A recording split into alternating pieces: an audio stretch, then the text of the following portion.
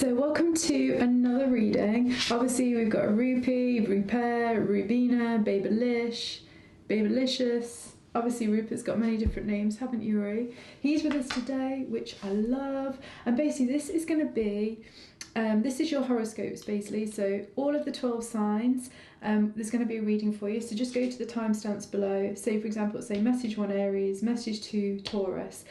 Obviously check out your sun, moon and rising sign. Rising sign is very much going to tell you about the physical things that might be occurring in your life. Sun sign is very much going to tell you about maybe the where you're going to have energy, where you're going to get pulled magnetically in life. And the moon sign is probably going to show you where your inner world's going to be at. So all three can be super useful. I've also got straight after this, we've got the wildcard version. I will pull up some crystals in a minute, 12 crystals, and you feel intuitively into which one has got a special message for you. Then this way, if you combined all of these together, you are going to get the most unique, individual, personalised readings for your June as you can possibly get on YouTube. Isn't that right, Roops? This is what we do, isn't it, Roo? And obviously we've got Roo here guiding us. I mean, what more do we need than that? He's such a little spiritual guru, aren't you, Roo? So yeah, so please check out that. That's straight after this. And then yeah, and also remember I've got another YouTube video which is the Akashic record reading for June when there's 4 piles to choose from. So again, you can add this so that you can get your most personalised reading and all the insight that you possibly need to fully leverage your life psychic style and have an amazing June. Isn't that right, Roo? Yeah, Rupert says yes. Yes, it is. So look forward to seeing you on the reading. Speak to you soon. Say bye, Roo. Whoa, say bye, Roo. Bye. So hi guys, so this is where if you want to be doing this wildcard option, and I friggin' always love the wildcard options, so all you have to do is tune into which one of these stones has the message for you, and then just look at the timestamps below and you go with that basically. So obviously each one of these ends up correlating to one of the horoscopes, but I just thought it's probably a lot easier for a lot of you to use this kind of collection of readings for June through the stones. I just feel like you'll intuitively be able to connect into it. So just give yourself a minute now and just ask yourself, what do you really need to know about June? And let's see which pile you pull to. So is your message in message number 1?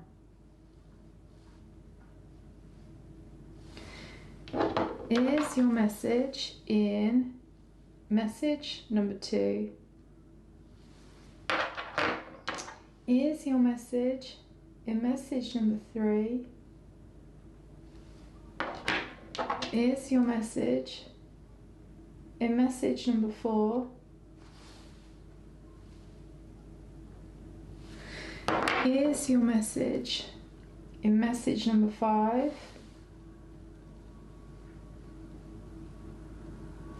Is your message in message number 6? Is your message in message number 7? Is your message in message number 8? Is your message in message number 9? Is your message in message number 10?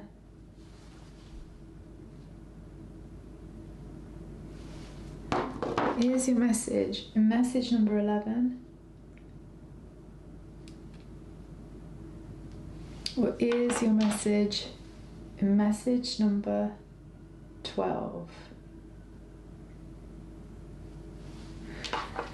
Again, so this is message 1, message 2, message 3, message 4, message 5, message 6, message 7, message 8, message 9, message 10, message 11, message 12. Cool. So remember, go for your wild card and also go for your sun, moon and rising sign. And also remember, there's the other pick a card that I've done with 4 choices from the Akashic records for you for June. Again, this should help you create exactly the most personalized reading that you could ever possibly get on YouTube to give you all the information you need to leverage your life psychic style and have an amazing June. So cool. Speak to you soon. Bye. So hi Aries, we're going to go straight into your readings. This could be Aries Sun, Moon or Rising, or it could be those of you that have chosen this as your wild card option. So we're going to start off with an Akashic, and then I just want a couple of astrology readings. Obviously, cards. Remember to check out again, like I say, part 1, which is your Akashic record readings. Now let's just see, we have 3 of these. I'm hearing we don't read anything reverse, so let's go. First one, these cards are just beyond beautiful. This is the Hanged one. And I particularly love this because you can see the aurora, or the northern lights, and then a polar bear. So intuitively, instantly, what I definitely feel with this card is, without doubt, you've got to look for something extraordinary to you. And it's extraordinary, I'm hearing, in many ways. It's something that's very, very different. It's different. Again, it's sort of like, it's about, you haven't got to, but it's all about changing your perspective about a belief that you have, but it feels quite cultural in some ways. So I feel like it's something that you've always been brought up around, a kind of way of being or seeing the world and seeing yourself. It's all about seeing this in a completely different way now. And it's something which is really, to be honest, quite breathtaking, because like with the northern lights, I can only imagine. I really, really want to go and see them. I've always wanted to go and see them, but I can only imagine how magical that they are, and they're almost a bridge between 2 different realities. So it kind of feels like, stay open to that. So a perspective, an insight that's potentially cultural in some way.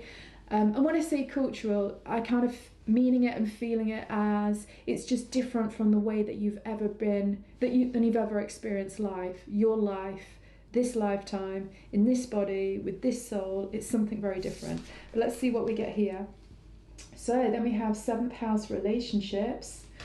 We also have Vesta, half. So Vesta obviously is an asteroid, and I do think the asteroids are really relevant to people's astrology now. And then this one we have, oh wow, 8th house mystery. I totally love this card. I think it's gorgeous the way it looks.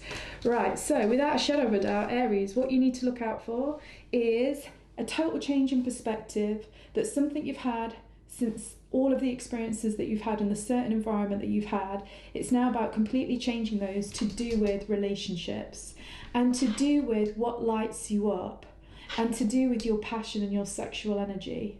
This is really, it's just like bang. So this is very much talking to you about relating, about relationships, about being open to something very different, very unusual to you in some way, very unexpected. So what I would say is, it's whether this ends up being relevant to you to do with your love life, or to do with your work or career or business, or your own self-growth, or your own creativity, whatever it is, it's definitely about, you've just got to be open to something very, very different coming in. So this definitely means that your judgments, get rid of all judgments, particularly to do with this relationship area. And obviously that's very straightforward when it comes to love things, but if it's to do with career, work, creativity, definitely career and work, it might be open to relating to somebody at work, or to a new client, or a new contract, or something in a very, very different way. And definitely the way that you're going to make the most leverage and get through the most back doors and leverage your life psychic style and all of these amazing things is, it's definitely, you've got to be open to relating to people, different people, in a different way. This is what it's all about. So expectations about what you believe about any of this, Hanged Man, like drop them, literally drop it like it's hot, get rid of it, because you're going to miss something really, really important. And I'm hearing as well with 7th house, Vesta, and the 8th house, this is incredibly passionate. This is super sexual, super passionate, super transformative, but on an incredibly deep, potent and powerful way. And there's also something about this that is highly psychological as well. Now let's just pull a few more. Which cards do we want? Okay, I'm actually going to go with these crystal ones, because last night I actually had this incredibly intense dream. And so guys, maybe pay attention to your dreams as well, since I'm talking about this, about somebody showing me how to use crystal grids, and it was very bizarre the way that it happened. But let's just see. So let's have, I'm going to have 3 actually. So we have protection, black tourmaline. We have clarity. And we have peace. Okay, great. Okay, so instantly what I'm hearing with this, we definitely need the protection, and this would be so true for the hangman and for the 8th house, not to be honest, and for the 7th house. It's really important that you are dropping all your usual barriers about and protective things, and I just think it's more like barriers actually. You've just got to look at dropping your barriers about what you think is right for you.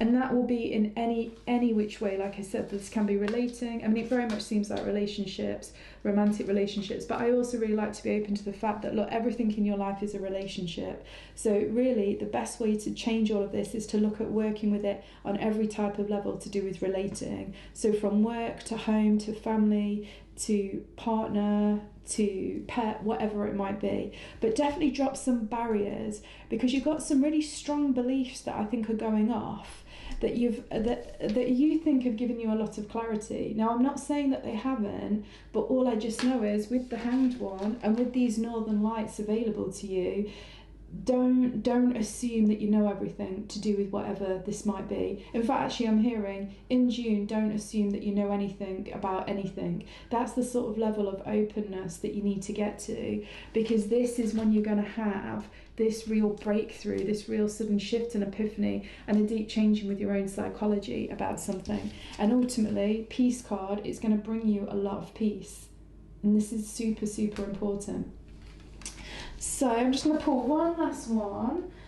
Which card do I want? Yeah, I'm going to go for these. One last one. The Scholar. So we have investigation and research. Okay, now I find this really interesting, because for me, the vibes that I very much got as well from the very beginning with this one was Sagittarius energy, 9th house energy, Jupiter energy, because it to me was all about a 9th house energy of expanding your belief systems beyond what you already know, about an experience, about a person, about experiencing a different culture, experiencing a different sort of belief from a person, something like that, which deeply changes you and opens you up to a whole different perspective of life, which takes you deeper into your own levels of passion and your own sexual energy that you can use to create many things with, as well as intimacy with somebody, if that's the direction that it's going in. And it's going to be completely transformative. And then you see with the Scholar, Sagittarius 9th house is very much always sometimes seen about higher knowledge, higher learning. And I do really feel like, it says here, investigation, research. Again, it's having that open mind. I think we're being echoed again, this concept of all of June, assume that you know nothing about anything. Because once you hit that state of open perception, this is when you have the potential to see and experience anything and get the insight that you need. And also what I'm really kind of hearing with obviously both these cards is, let's say particularly this, it's like, I think we all kind of know now that we use such a small percentage of our brain, like 10% of our brain activates, and it basically picks out the 10% of the reality that is most in line with our beliefs. That means 90% of reality you are not experiencing as is actually what's actually happening. That is colossal. That is colossal. It's a huge amount.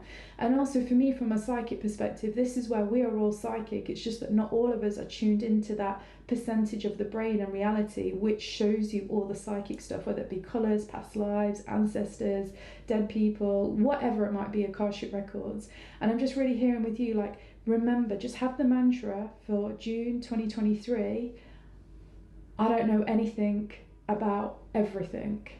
And it's just going to open up your brain, your consciousness and your psychology enough to start changing that dial from maybe the 10% that you're always like relating to reality and with your brain to a completely different 10%. And maybe for some of you, you'll just open it up to 20% or 30%. And this is where the incredible, like the aura lights and this polar bear staring at them, this is where the incredible beauty is, to get you in alignment for your relating, your relationships, your intimacy, your creative energy, just like your overall passion and enthusiasm for life. And obviously Aries, I know you guys have so much passion, you have so much energy, you have so much assertion, but I suppose the one thing that I'd echo with the Aries energy is with the clarity. I think sometimes Aries archetype can be, it's got this youthful drive, and sometimes youthful drive just assumes that they know everything, and yes, we can go, and I don't need to know anything what you need to know, I know everything, me, I'm independent, I'm assertive, bang. And it's almost like, I think that's something that you just need to be mindful of in June. It's an incredible energy, and it's definitely something to utilise in certain situations. But in June, for whatever reason, this might be something that will trip you up. So do not assume that you know anything in June 2023, because this is where the magic is. And you see, the word under here is mystery. The mystery is definitely in the unknown. So you need to hold your consciousness in a space of unknown. You don't know. This time, Aries, you don't know. And this is an amazing, magical, incredible place for you to sit with in June 2023. And something amazing will happen for sure. So I hope you enjoyed that reading. Remember to check out Sun, Moon, Ascendant, and also your wildcard options. And also the other pick a card reading, which is the Akashic Records for June 2023. Love reading for your Aries, love your energy. It always feels incredible, youthful, inspiring, energizing, magnetic, and just fun. And I love the fun part. So speak to you guys soon. Bye. Hi Taurus, Sun, Moon, Rising, or those of you that chose this as your wildcard option. So let's see, what do you need to know for June 2023? So we're going to start with a major arcana, and then we're going to have 3 astrology cards. So let's see. So Taurus, obviously this is really big for you in June anyway. At the end of May, you'll have had the whole, the big conjunction happens once every 7 years with Jupiter and the North Node coming together, which is so powerful. And also, obviously for you guys, you're getting this whole, I don't know, so much big energy is coming in for you. Obviously with Jupiter just going into your own sign as well, there's just so much going off. And just right now, there's so many things in Taurus anyway. So the first thing that we have is the Star card. I love the picture of this card. It's so beautiful. The colours and absolutely everything. And also with this one, this particularly looks like a wish coming true, or it's a wish that you've made that's going to start to come true. And that really makes sense to me as like, you couldn't have a better card with this, given the fact, like I've just said, your actual astrology is Jupiter has moved into your sign, which usually means loads of blessings, good luck, protection, good fortune, opportunities coming through for you particularly, because this is very much the Jupiter energy. And then also the fact that it's going to have conjunct the North Node at 2 degrees. So any of you that have got anything close to 2 degrees, Taurus, this really is giving huge amounts of blessings and expansions and a wish coming true. And that gets highlighted with this here too. So then we have 6th house, sustainability. Obviously you guys are all about sustainability, because I think this is one of the things that I always think about. It's interesting it's used that word for the 6th house, because I actually think that's also a word for the 2nd house as well. Then we have the 4th house, home. And then we also have trine and sextiles. Okay, so we all know trines and sextiles is this amazing flow of energy. The only one thing they always often say with sextiles and trines is because so much energy comes and it's so easy, sometimes you can miss opportunities just because you're in a relaxed mode, because you're kind of in a chilled, kind of stable kind of mode. Now also Taurus energy, love Taurus energy so much. It's probably one of my favourite energies because I really don't easily access it myself. But this is the thing, because your energy on its whole can be more stable, can be more steady, can be more patient, can be a vibration which is very, very peaceful. I think it's really important that you really just be careful that you don't fall into a place of, I don't know, like relaxation too easily. Because I do also think with the 6th house ruled by Virgo, there's some sort of work to be done for you guys in this month of June, and we'll find out more about what that is. And interestingly, the way that I'm reading this with home, obviously it will go many different ways, but I do also think there's something going on almost at the roots of your identity that's shifting. And this would definitely make sense with Jupiter energy going into Taurus, because Jupiter's very philosophical. And in some ways, I think the 4th house is, it's the very roots of the tree of life, which is you. So whatever is the roots and the foundations, like I know you Taurus people understand the concept of this so well, because it's how you create stability. Get your roots strong and stable, and you'll be able to grow as high as possible, right up to the midheaven, right up to the highest, most visible part of your chart and your life. So I do think, again, there is this, there's a preparation that's going on for you guys in June. And what I'm also hearing really strongly is it's a case of, look, this is the very beginning, guys. This is the beginning of many things changing for you over the next 12 months. So like all beginning stages, don't peak too soon. So don't get too, trying to make things happen too quick. Now, I think that's very unlikely for a Taurus archetype on the whole, but I just want to put it out there because we all have a different mixture of energies going off. But also, you don't want to start things too slow either. So you've kind of got to find this beautiful balance, I would say. And actually, this card in itself, I don't know, it's got a very, I think the way the person is sitting in that meditative space, it's very, very balanced. I feel like there's a lot going off, but there's that ability to just stay balanced and to just understand the timing. And I'm hearing that timing is really, really important, because some incredible gift like this star here is on its way to you, but it's still in transition. It's still in transition, but I'm getting the image of an aeroplane that's in the sky. The aeroplane left one country and is going to another country, but right now it's in the middle of the sky. That doesn't mean you also do nothing, because also when it's in transition from one country to another, obviously you need to make sure it's in the right direction, it's responding correctly to the different situations, scenarios, air temperatures, the wind speed, all of these different kind of things. It's also really important to be in touch with the different communication centres as it goes across different countries. So there's still a lot to be done, is what I'm hearing in this stage. So even though it might feel like either there isn't too much to do at the moment, or you feel very relaxed and chilled and content, I'm still hearing, for those of you that really want to leverage your life psychic style, that want to get in through all the back doors to the best places and experiences or whatever it might be, and we all know Taurus energy loves the luxury of sensations and beauty in its many forms, then it's about still being very conscious during this time period, because the one word that I keep hearing is you're in transition right now. You are in transition. And so it might feel like there's nothing to do, because it's almost like you are metaphorically in the middle of two different countries. You're in the middle from leaving one destination and arriving at another. But this is what I'm hearing, that there's still a lot of work for you to do, and definitely to do with the foundations of something. And it's going to be different for all of you. So pay attention to this, because also I'm hearing here, how you start something is the background energy beat that goes throughout the entire manifestation of that. And you're at the beginning of starting something right now, Taurus. So get the foundations correct from the very get-go. This is going to be super important and key. Right, let's pull a few more cards. So, I'm going to go slightly different with you guys.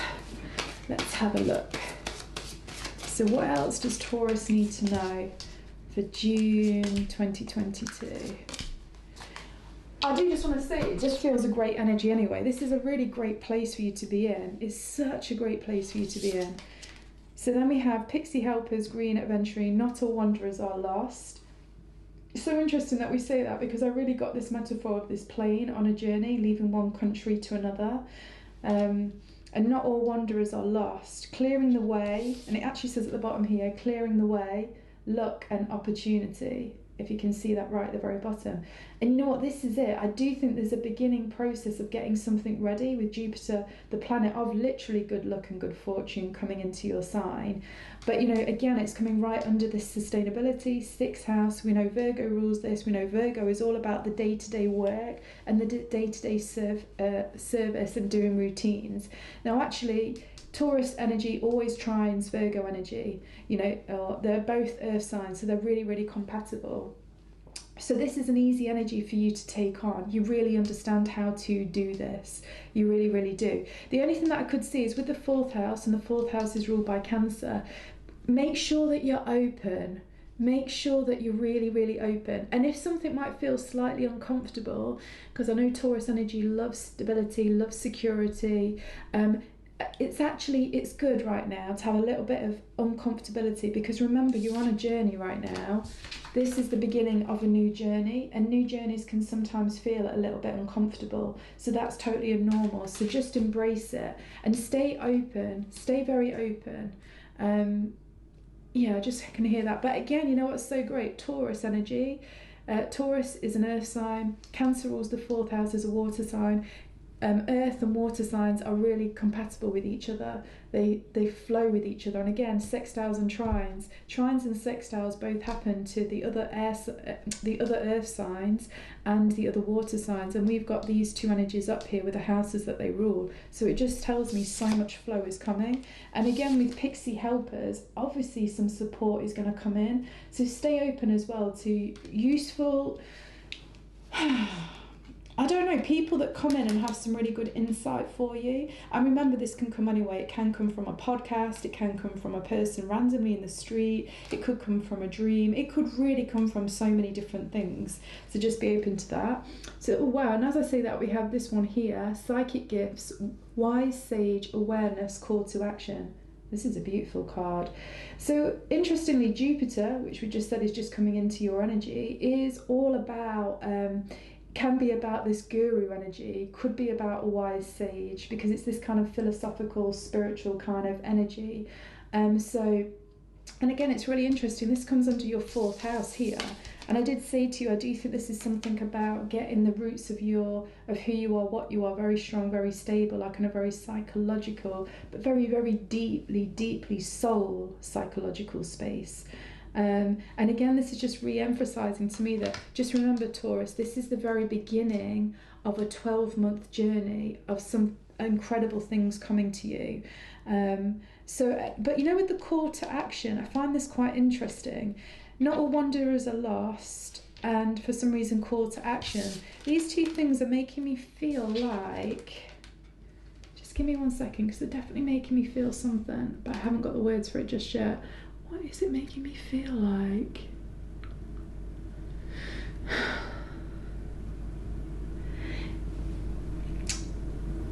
I just feel like there's something specific that you need to do in June, but I can't quite work out what it is just yet. But it does feel like some form of action does need to be taken, because this energy is in movement. Virgo is always taking action, getting a job done. Trines and sextiles is always flowing, it's always moving. This one is about wanderers are not lost, so wanderers always moving. I don't know, there's something. Let me just pull the rest and then I'll get the clarity on that for you, because I can feel it strongly. And then we have crystal dragon, sound and colours, new healing modalities, rainbow ray, esophagu frequencies. So for me, I'm really feeling the energy of the dragon with this. And again, the dragon is very, very driven, very, very focused. And actually, you know what I'm getting, and this is interesting, I'm getting that you need to bring a bit of your own Aries energy, your own Aries archetype into June in some way, because Aries will initiate things, and we know a lot of things are starting new for you with this Jupiter energy in there, and also with this amazing conjunction of Jupiter and the North Node together in your sign, which is incredible. I don't know, it just feels like there's certain sorts of actions that you need to take. I feel like it's a case of, although I can't tell you exactly what that action is because it's different for all of you, I can categorically tell you the energy behind this action. It's about being assertive. So if there's one thing that you really need to think of about in June 2023, be assertive. Be assertive, and be almost, it's not quite this because this doesn't quite fit with the Taurus energy, but it's almost like being a bit brazen with something. So it's about being very, it's hard to describe it. Being direct, which I definitely think Taurus energy can do, which is amazing, but bringing in the assertive energy. And I also think assertive energy can sometimes be a bit unstable energy, because it is almost like this, it can be a sharp shooting, fiery energy that comes off when you're assertive. And it's also like, it's again with this psychic gifts thing, I feel like you need to act on something before it fully shows itself to you, which again I know is not necessarily what Taurus energy will do, because Taurus energy likes to be more, it likes to be consistent, it likes to be reliable, it likes to just not have the fluff, and let's be practical and realistic. Having said that, so many Taurus people I know actually have very, very deep psychic abilities, because I think it's almost your ability to almost be going through life in a meditative state, because very little flusters you, which is incredible. So I think it's about bringing that energy in. Your intuition is going to tell you something about a specific action that you need to take, and I literally think don't stall on it, take that action. This is the most important thing that I can read for you guys in the month of June 2023. It's going to be a newish energy or a newish opportunity or a newish way of doing something is what I can tell you. But you definitely need to be assertive, because there's a lot of supportive energy that is around you at this moment in time. So do it. And also the energy of the dragon is very assertive, like 100%. Dragons just go for it, and they have no fear. So I think have no fear as well. I think that's a really, really important thing. And now I just want to pull one more card. I think we're going to go for this. Last card for the Taurus energy for June 2023. So let's see what we get. I respect the property of others. Oh, I love the colours on this card. So I respect the property of others. I mean, Taurus, you totally know how to be respectful of other people's resources. I mean, and I suppose the thing is as well, it's about you being respectful of your own resources, which I know that you do, and therefore being respectful of other people's resources. But let me just feel there's something more I can find from this card. Just give me a minute. I know there's something else. Let me just see. I respect the property of others. I feel there's something, and it's something to do with this fourth house as well, because fourth house as well, it can be known as a property, you know, definitely, without doubt, fourth houses can be to do with properties and stuff like that, but I'm going to go on this deeper level as well, remember. So I really feel like this is a case of, so properties is housing, is stability, it's security, it's assets, it's tangible assets.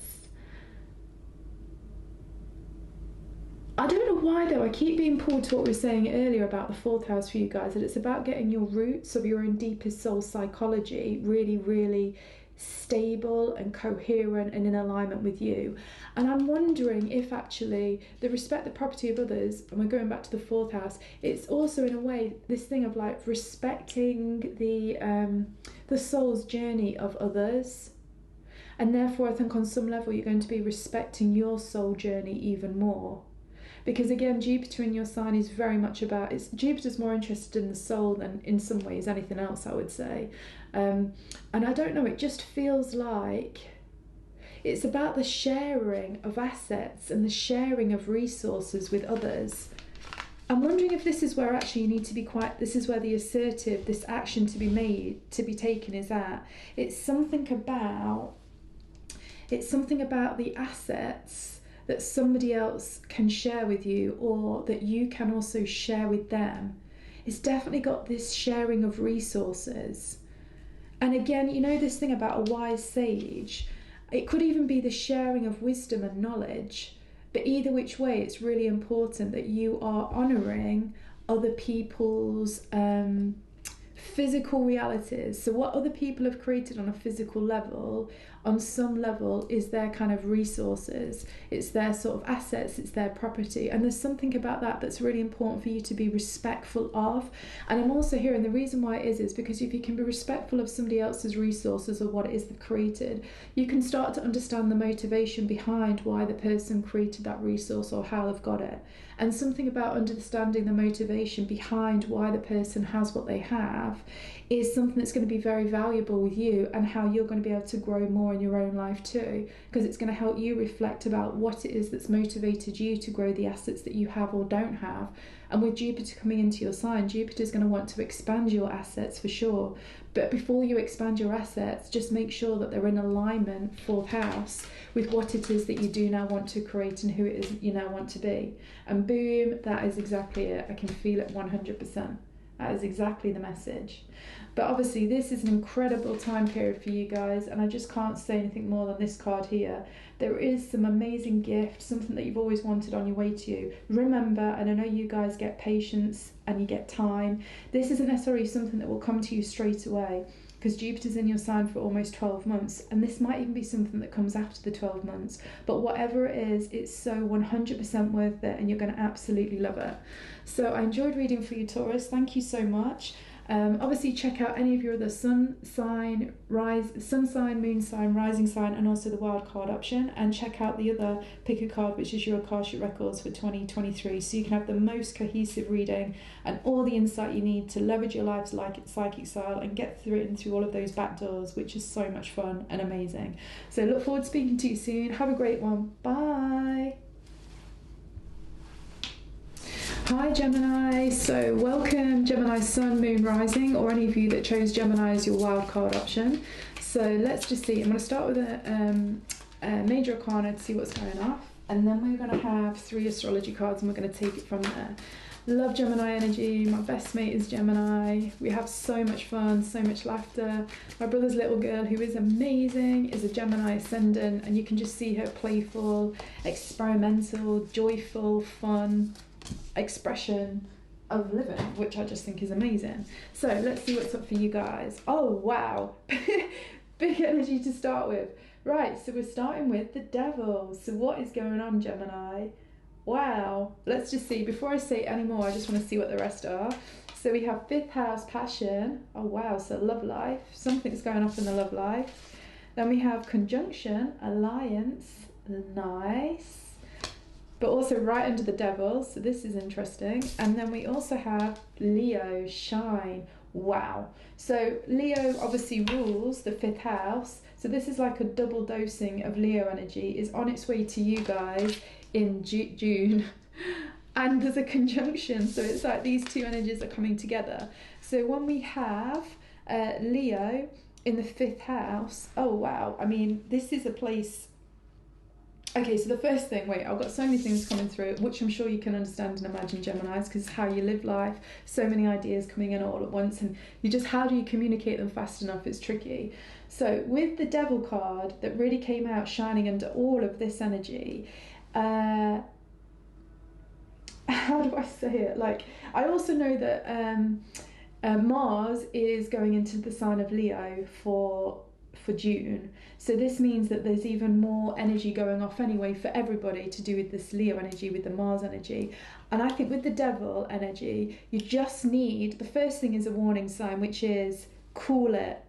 Don't get too intense about anything, particularly to do with your intimate relationships, or particularly your dating energy, your sex life, your creative projects. If you have children, your inner child, definitely, I'm hearing a big one here. Geminis, definitely make sure that your inner child is not running the show in June, because the thing with this energy is, it's very, very powerful. This can play out 2 ways. This can either play out in the most incredible, passionate, I don't know, like sexual, sort of sensual, creative, exuberant, just amazingness for June, where you just have so much fun, so much enjoyment, and you feel happy, you feel deeply happy in your core, right at your heart energy, because remember, Leo rules the heart, so there is a real ability for this.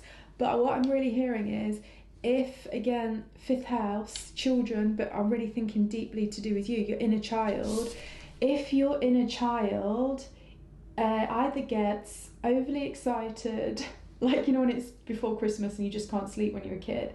So if you either get overly excited, don't let your mind go into overdrive. I'm hearing this really importantly, because now what I'm really hearing strongly with the devil card is, this is you guys letting your mind run away with you. And I know that obviously Gemini, your mind is super fast, super quick. It's got all of this sort of like, it can't stop spinning, can't stop swirling. So just be really, really careful of this, and particularly in the realm of your inner child. So when I'm talking about your inner child, I'm meaning things that have, ways that you have seen life and the ways that you have related to life given the experience that you had growing up. Now, obviously, because it's coming into the passion house, this definitely can be something to do with intimate relationships, definitely in the dating realm. So if you're not with somebody, there's definitely something that can be cracking off a lot in June to do with dating. And make sure that you don't overthink it. Don't get into the space of overthinking, because what I'm hearing for a lot of you, if you start, and regardless of dating or no dating on this level, if you start overthinking in June about something, it's just going to be magnified. And I know that you guys already know how difficult it can sometimes be to sleep or to concentrate, or, you know, to stay focused when your mind starts overthinking. Just be very careful. Do not give that sort of wandering mind that you have, which is so beautiful, the chance to overthink about something to do with something that your heart desperately wants. And it's something about that desire, the deep desire that you have for something, whether it is a relationship, a child, getting married, having a new house, having a new job, earning more money, having a creative project, whatever it might be that your heart truly desires, going on a holiday, getting a new car, whatever it might be, do not allow your mind to get into the place of overthinking about it, because it's going to put so much energy into this desire that it's just going to combust. So that is something for you to be mindful of, because look how powerful the lion is. The lion is so, so powerful, and you have all of that energy going into the house that the lion rules, the 5th house. So just be really, really mindful of that. But also the cool thing about the devil card, and I do love this, the devil is also a great ability to break free from things that have usually you've been addicted to in some way. And I think, you know, I'm a Pisces, so as a Pisces, I'm always going to have to work with boundaries. It's just one of these things, you know, it's something that just inherently goes line in line with lots of Pisces. With Gemini, I think you're always going to have to watch what your mind does and how addicted you are to getting pulled into your mind's stories, because I think stories are a big thing for Geminis, because you're so great with words, but it's almost like experiences put into words that become stories. This is something you guys can rule in every which way, but because you are so identified with that, you have to be careful that you're not getting addicted into a certain story or pattern that you're telling about yourself and your life, particularly to do with either dating, love life, sex life, creative projects, children, being a parent, all of these kind of energies. But also, I think there's something about Gemini, because, you know, Gemini, look, Gemini, because there's something about, so many of you Geminis, I know, like deep down inside, although you're not interested in being the centre of attention, because you're also a social butterfly, it can mean that you often thrive when you're kind of in that social butterfly state, which on some level is sort of shining a light on the attention of you. But not in an egotistical way like it might be with some of the other signs, like, you know, Leo or any of the fire signs, because air signs aren't really egotistical in that way. But I think it is just something where it's more like recognise that you can really thrive in those kind of social environments, and it's a really good thing, because again, the 5th house is a very, very sociable energy. It's super sociable. It wants to go out, it wants to play, it wants to have fun. And what I get with all of these energies here is the desire for movement, the desire to literally just get out, have fun, have a great time, get chatting, get communicating, get into fun energy, because again, 5th house and Leo, they both really have this energy to do with fun. And again, Gemini, you are all about fun. You are all about fun when you don't get stuck into some sort of story or overthinking or mind trap that you can be addicted to. So I think that is the major thing for you to be aware of. But I do think there's a lot of movement coming, because this card is a tram that is literally, or some sort of thing on a road which is moving. This is a whole load of birds that are in flight and are moving. I often think as well, birds is another good way to symbolise Gemini, because think how chatty they are in the morning, always communicating, always on the move. Woo! And this reminds me of you guys. And then also the lion, when the lion's roaring, this is definitely a powerful energy of momentum, of activating the voice as well. Activating the voice. So as well, Gemini, maybe there is some sort of story that you need to start telling yourself first about you, and this is going to start changing everything, because it almost feels like Leo roaring in this picture is something you need to say. There's something some of you Geminis need to say differently, either to yourself or to another person or even to a group. There's something for you to be communicating, and I feel like it's something that's close to your heart, number one, with the Leo energy, but it also feels like something that's very linked into a creative venture of yours, or something that really gets you going, gets your creative juices inspired, and also makes your inner child happy, because there's really quite a lot about making the inner child feel happy. But anyway, let me just pull a few more cards. Let's see, what should we go for? Okay, let's go for these. Doing yours slightly different, we're going to pull two of these. Right, let's see. So then we have cat. Oh wow, it says speak your truth. What were we just saying about there's something that you guys need to be communicating, either differently to yourself, another person, or a group of people. This is really important. It says speak your truth, have strength, faith and conviction in your voice. It has never been more needed. So this also makes me think that along with the fifth house about creative projects, and also it can be expression, because also Leo very much expresses itself, and we've already talked about communication. I think there's something for you to be what would I say, like,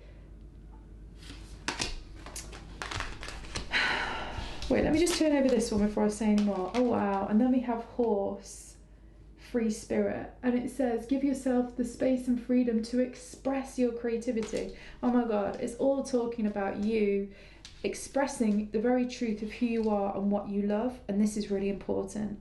I think this is something that you guys really need to look at doing in June.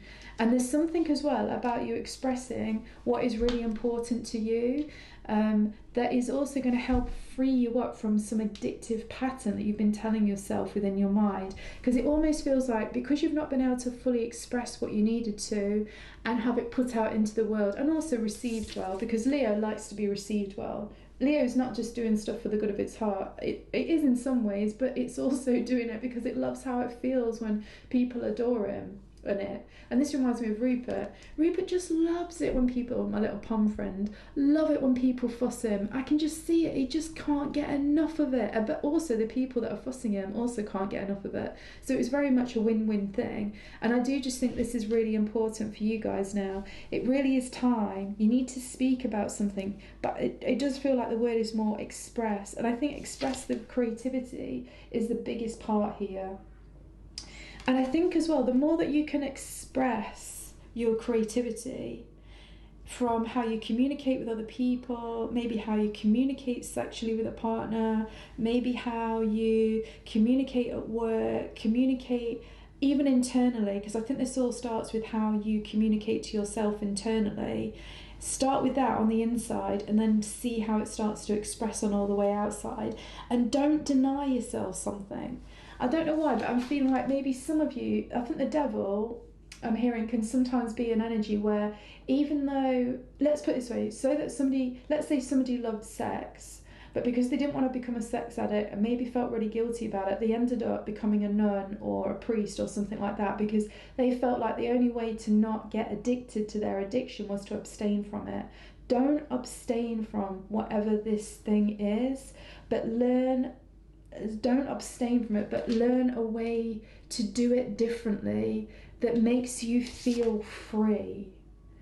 That makes you feel free. This is so, so important. Yeah, I can just feel that super strongly. And as well, you know, with the cat, and definitely the way this cat looks, and also even Leo, I do always find that my partner is a Leo and is actually highly intuitive. I do think Leos do have an ability to be very, very intuitive, as actually all the signs do. But I just feel like, look, trust your intuition about something, because cats are known to be very magical and mysterious. And you've got two cats here, the big cat, the lion, and the smaller cat, but almost like this Egyptian looking cat. You know, trust your intuition. I think this is really, really important, because your intuition knows exactly what you have been abstaining from that is actually blocking you, rather than helping you be free to express yourself. And it's that freedom to express that's going to turn you into that creative, beautiful, exciting social butterfly that literally draws people to you. Because Leo energy as well is very magnetic. And I think one of the most magnetic things about the Gemini energy is how much fun it is to be around you guys, like creatively, communication wise, like ideas wise, fun. You guys have this incredible way to communicate things that just gets people laughing. It's a really creative thing that you have, and I think it's really important that you start to invest in all of this with you. So I don't even know if whatever it is you're abstaining from, whatever that might be, or that you've blocked out or something like that, that you find a new way to express it in a kind of very fun, playful way, which I think many people will end up resonating with, because it's going to be more of a deep expression of something within you, and it's going to go down amazing. So that's what I have for that. I do just want to pull one last card, these ones. Feel like a deep soul card for the ending of this reading. So let's just see what we get, Gemini. Divine Gateway. This colour is gorgeous. So, let me just have a look. Yeah, I feel like, I don't know what this is. I just get this feeling that a lot of Geminis have turned their back on something that really was something that they loved in some way, or that gave them a lot of pleasure. Because again, Leo, 5th house, very much about pleasure as well. And I think it's time, you've got to reopen that doorway. You've got to reopen that doorway, because one way that Gemini and a Gemini archetype will drain its life force energy is to stop expressing in a way that makes them feel free and playful. And the way that we can express and communicate can be verbal, it can be written, it can be so many ways. It could even be drawing, it could be debating, I don't know, it could be banter. This sort of energy lights Geminis up, and I think it's really important that you keep that in mind throughout of all of June, because there's so much great energy coming your way to really help you be the person that you're wanting to be, Gemini. You're no longer just in a story or part of a story. You are the story. 5th house.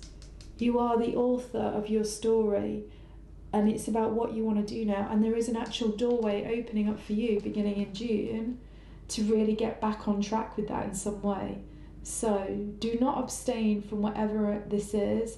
Just put all of your life force energy into it. Go into it full-heartedly, because Leo is very wholehearted and very loyal. So be loyal to what matters to you the most. And that's how I feel like I should end this. So Geminis, be loyal to yourself about what matters the most. This is the best way for you to energize and leverage your life psychic style and get in through all the back doors and have some amazing experiences in physical reality in June. So I hope you enjoyed that reading. Please check out the readings for your sun sign, moon sign, ascendant sign, and also the wildcard option. And definitely check out the other pick a card video for your Akashic records for June. Love reading for you. Hopefully read for you again. Take care. Have a great one. Bye. Hi Cancer, so this is for everybody that is Cancer, Sun, Moon, Rising sign, or those of you that chose this as your wild card. So let's just see what you need to know about June. So we're going to start with a major arcana, and then we're going to have 3 astrology cards, and let's see what pops out. So let's see. So Cancers, woo! Okay. So Cancers anyway, because Jupiter has moved into Taurus, this is going to be a really good also thing for you, because you'll have a nice aspect between Taurus and yourself, anywhere where you've got Taurus in your sign, because the earth signs and the water signs always flow well together. So Jupiter is a sign of expansion, so this already is a super positive thing for you in June. But let's just see. Oh wow, so we start with the Judgment card. Wow. So I'm hearing that something is coming to a conclusion. There's been some difficult things that you've been through, but I feel like something is now going to be coming almost like that full circle, like you've come the whole way through, and in June it's something about you fully consolidating the overall understanding that you have about a very specific challenge that you've been going through in the past. So everything's opening up. Wow. And then we have the asteroid card series and nurture. Now nurture feels like a hugely big thing for Cancer. Cancer archetypes love to be nurturers and they love to be nurtured. It's something that really lights you guys up, and I feel like if there's been a lack of that in the past, this energy is going to be coming into your life and it's really going to be there to stay, I'm hearing. And then we also have Libra, balance. Oh, nice. Okay, so this definitely feels like June is basically, it's, you know, usually people say the calm before the storm. This feels like the calm after the storm. And then we have Pisces, sensitivities, or sensitize, it actually says. So here, actually, it's interesting as well. I often think Libra and Pisces have got quite a lot of similarities, even though one is a water sign, one is an air sign, and technically they're not supposed to, air and water aren't supposed to mix well. But you see, on a deeper level, these two are both about different directions and amalgamating different directions. So Gemini has this two decisions which way to go, and it wants to find the center point. Pisces kind of feels like, shall I go like anti-clockwise around something or clockwise around something, but in the end it just wants to be fully inclusive around all of it. And there's something about both these energies that want to be ultimately fully inclusive. They don't want to segregate, and there's something about being fully inclusive which in itself is always going to be a very, very nurturing energy, because it's very accepting. It's very accepting, basically. It's very accepting, and it's very don't know, this just feels very nurturing and loving. And me and my brother's a Libra and I'm a Pisces, and we have always got on incredibly well, and we've always been incredibly nurturing and supportive to each other and very allowing to each other. So we've always allowed each other to just be free, to go off, to do whatever the other person needs to do, and regardless of whatever that is, we just always want the best for each other. It's got this sort of energy, I do feel. And I still feel like there's been something that's been quite difficult in the past, because actually this is actually a graveyard on this Judgment card.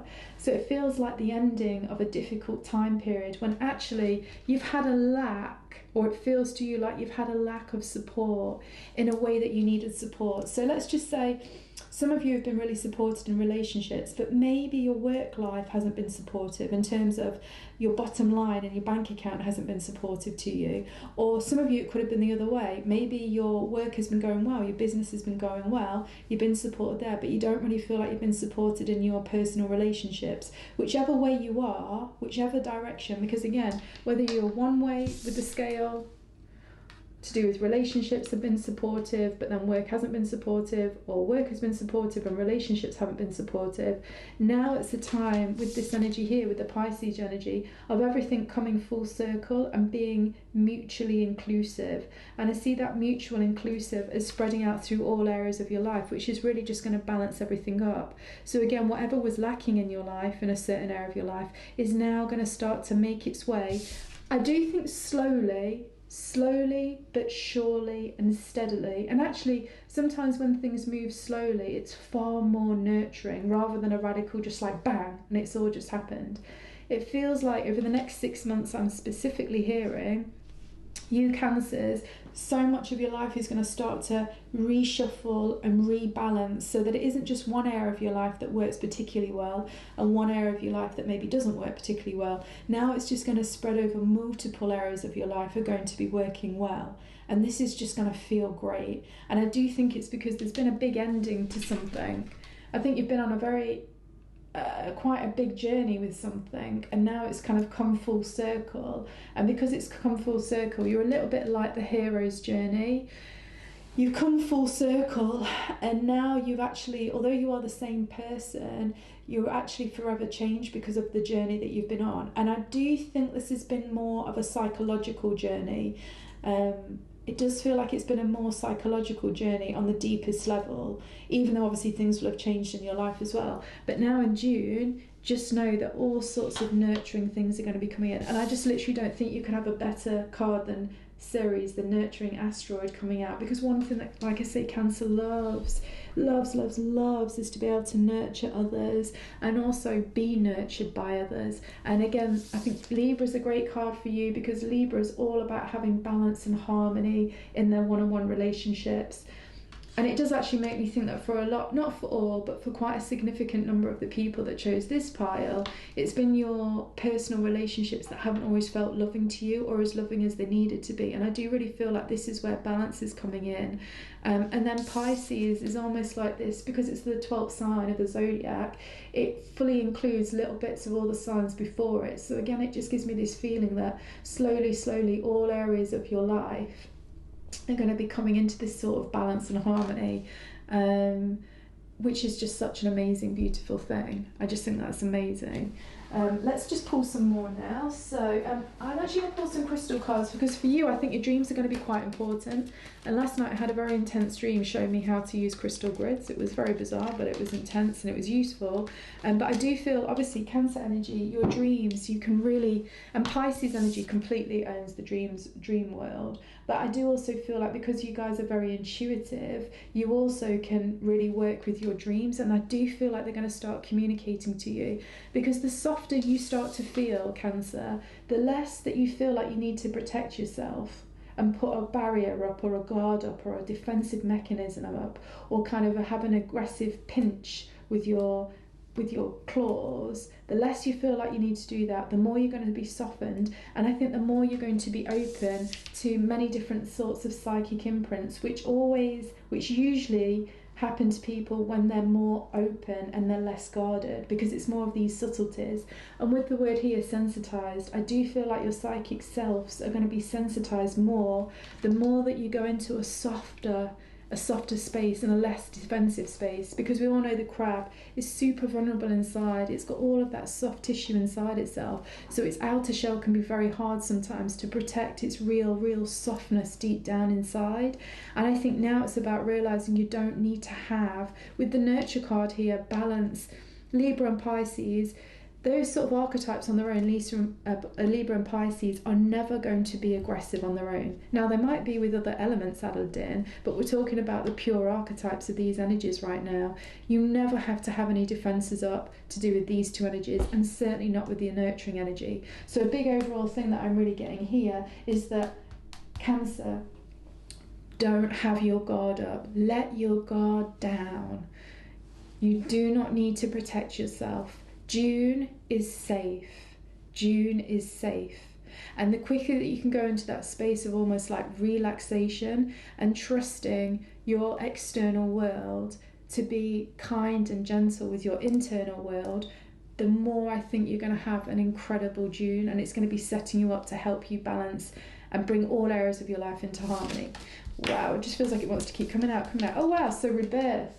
Now, I think that's really interesting on front of this judgment. And again, this just highlights to me, again, I can't say it any more times, but I do really think you've been on a bit of a journey, and it has been very intense for you guys, and it's been quite challenging. But I do feel, obviously, that that's all coming to a head now.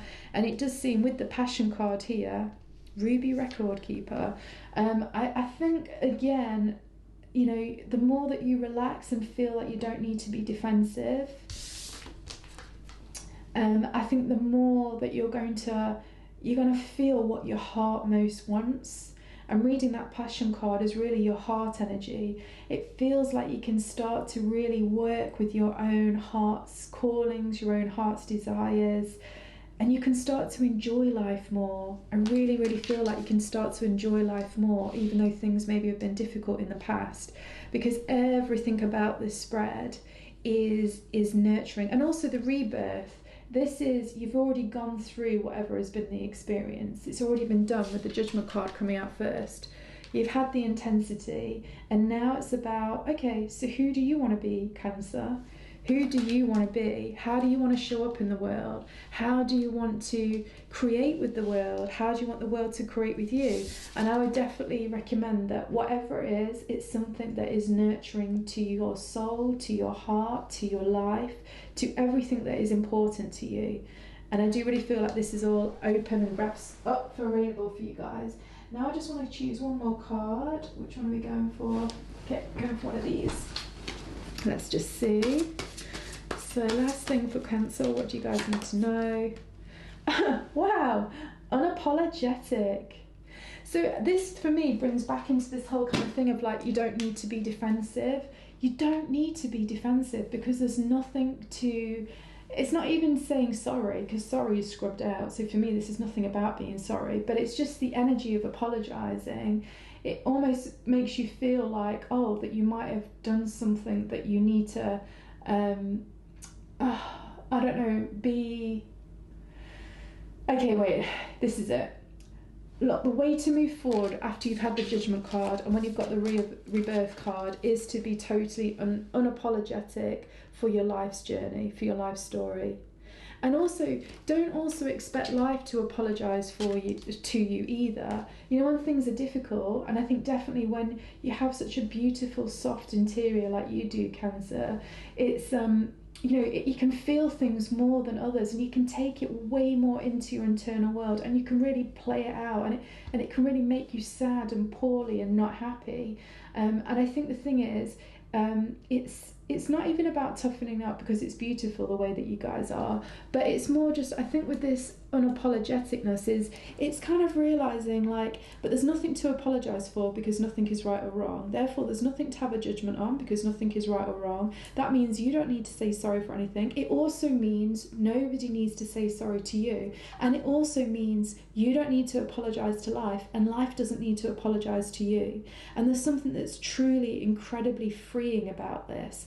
And I actually think the archetype, the Zodiac archetype that often does get this is, I think Sagittarius archetype can really get this kind of energy, and I do think Pisces can really get this sort of energy, and both of those are on some level ruled by Jupiter.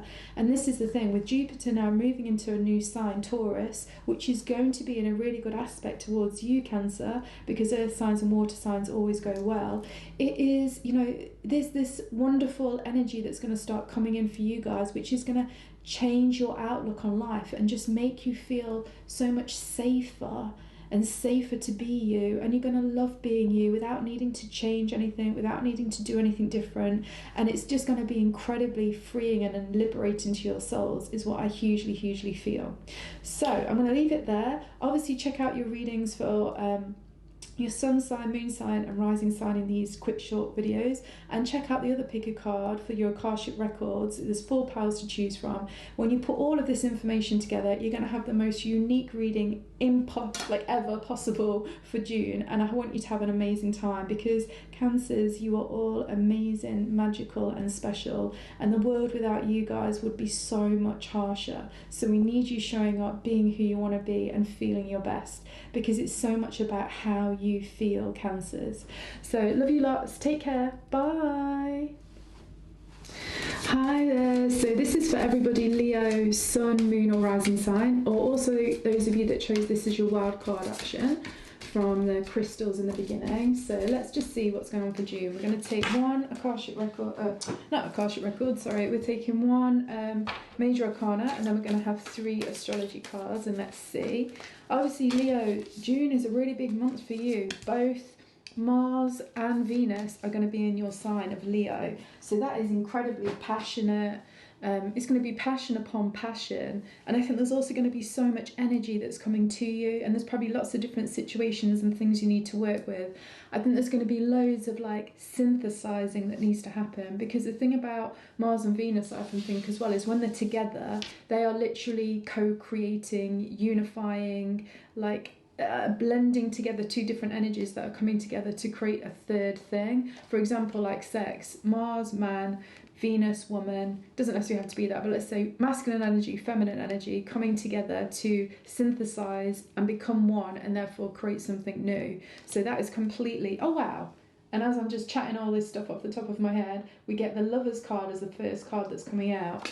So absolutely Leo, I definitely think that I'm feeling this many different ways, by the way. Yes, definitely to do with relationships, definitely, without a shadow of a doubt. I think it's going to be I think if you're charged to do with romance on any level, romance, love, relating. If you have a positive charge to do with that sort of energy, I think so much amazing stuff is going to be created.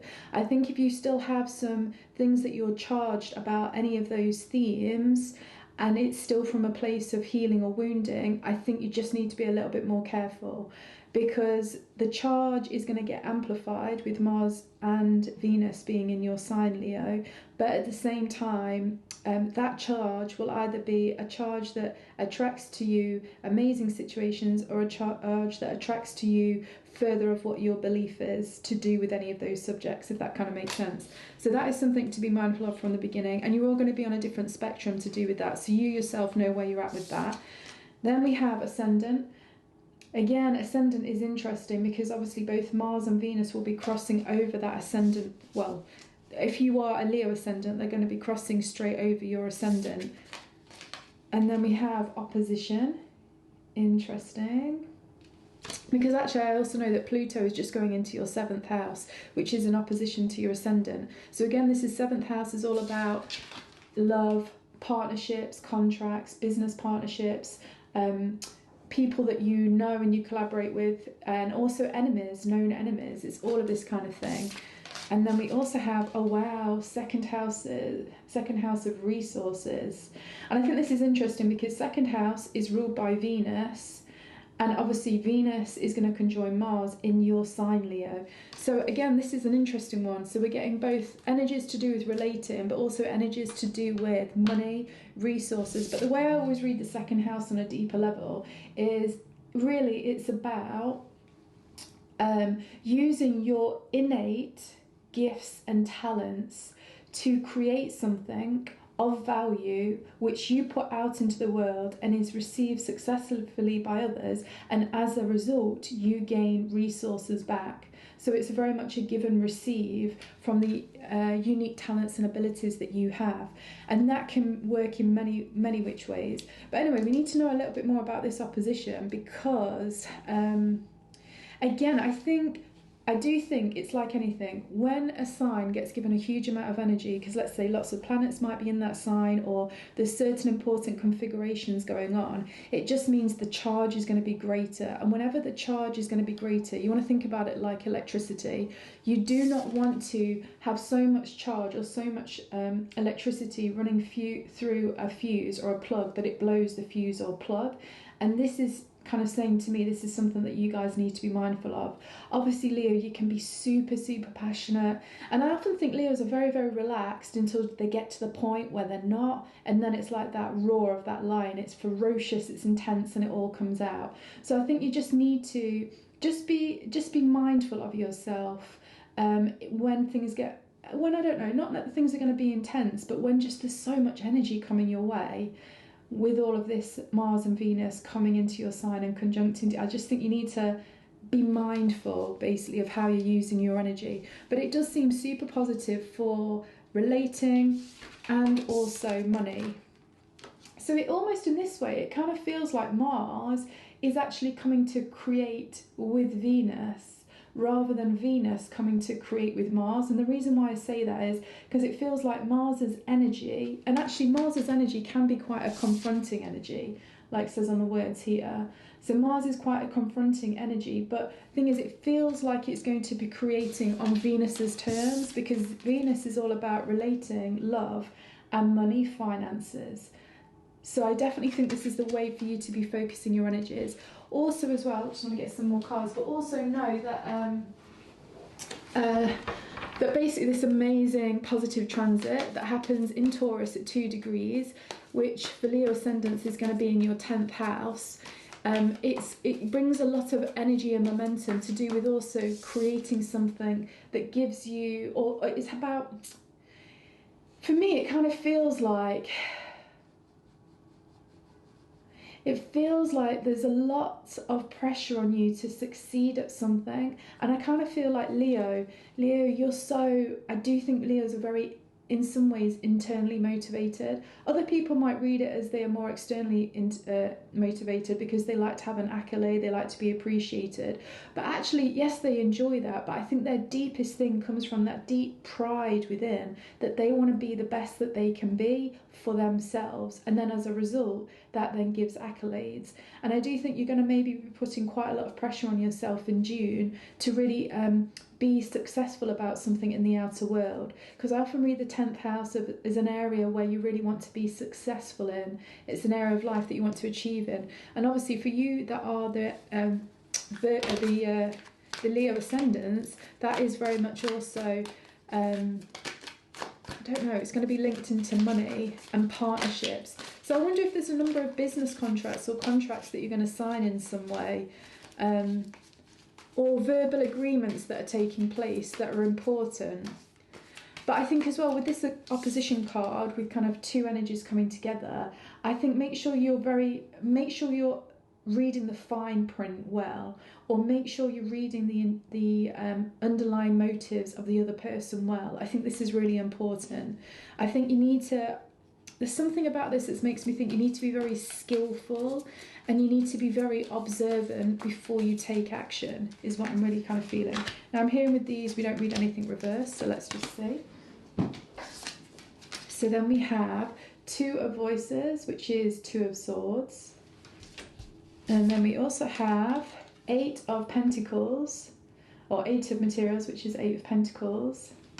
And then we also have, oh wow, a lot of swords here, Knight of Voices, which is Knight of Swords. Right, so make sure as well you guys don't go into a space of overthinking in some level, because with the Two of Swords, it's like there's a decision that needs to be made about something, or for some of you it's not even a decision, but there is a choice point that's occurring this month, and it's a powerful choice point that can change a lot of things for you, and it's coming off the back of something that you've been working very, very hard on and that you've been putting a lot of energy into, and as a result you're very invested in whatever this is, and you could be prone to overthink or kind of get I don't want to say anxious, because I don't really think Leo is an anxious energy, but I think you could get a bit grizzly internally, a bit on edge, but not in an anxious way, in a bit of a grizzly way, because you just want something resolved and sorted, or you just want something to be confirmed in some way. So I think it's just about taking your time with that. But I do see this as a really, really great month for you to be either earning a lot more money, or you make a choice, or you make a contact, or a situation occurs which in the future is actually going to make you a lot of money. And yeah, I just think, remember, Jupiter conjunct the North Node in the 10th house is very much an energy of, it's something, Taurus takes its time. It definitely takes its time. It's patient. It is resilient, and it keeps going at the same goal until it's achieved. And once it's achieved that goal, it builds on that goal. So that is the sort of energy that's coming into this 10th house, which is all about reputation, career, businesses, how the outside world sees you, how you contribute to the outer world from a place of, what would I say? It's from, I kind of feel with you guys, it's from a place of your gifts and talents along with your creative abilities, and it's how you amalgamate that kind of energy together. And I do feel that the Venus and Mars coming together in the sign of Leo is just very much going to help you really get your energies and your creative juices going, and then you're going to imply that in whatever hat you have on, whether that is a business hat, whether that is a home hat, whether that is a career hat, whether it's like a creative project hat, whether that is a holiday hat, whatever it is, whether it's a life purpose hat. Lots of the energy is going to be going in that way. I do also want to point out here, having the Lovers and the Two of Voices, this definitely, they both also denote a choice that could be occurring somewhere for you. So just pay attention to something important happening in June that is a choice point that you need to make. And I'm definitely hearing just take your time, and make sure whatever this choice is, it amplifies who you are. It doesn't take or drain from who you are. That's probably going to be one of the key things to do with this. Now, I just want to pull one more card. Which one am I going for you guys? This one. But on the whole, both astrologically and also here, this is a great month for you. It's great for love, it's great for money, it's great for really kind of coming into your own.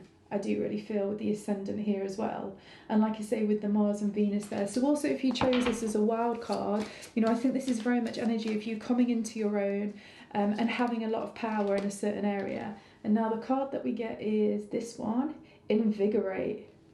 I love that. I really, really love that. So this reminds me of the dancing in the rain kind of energy.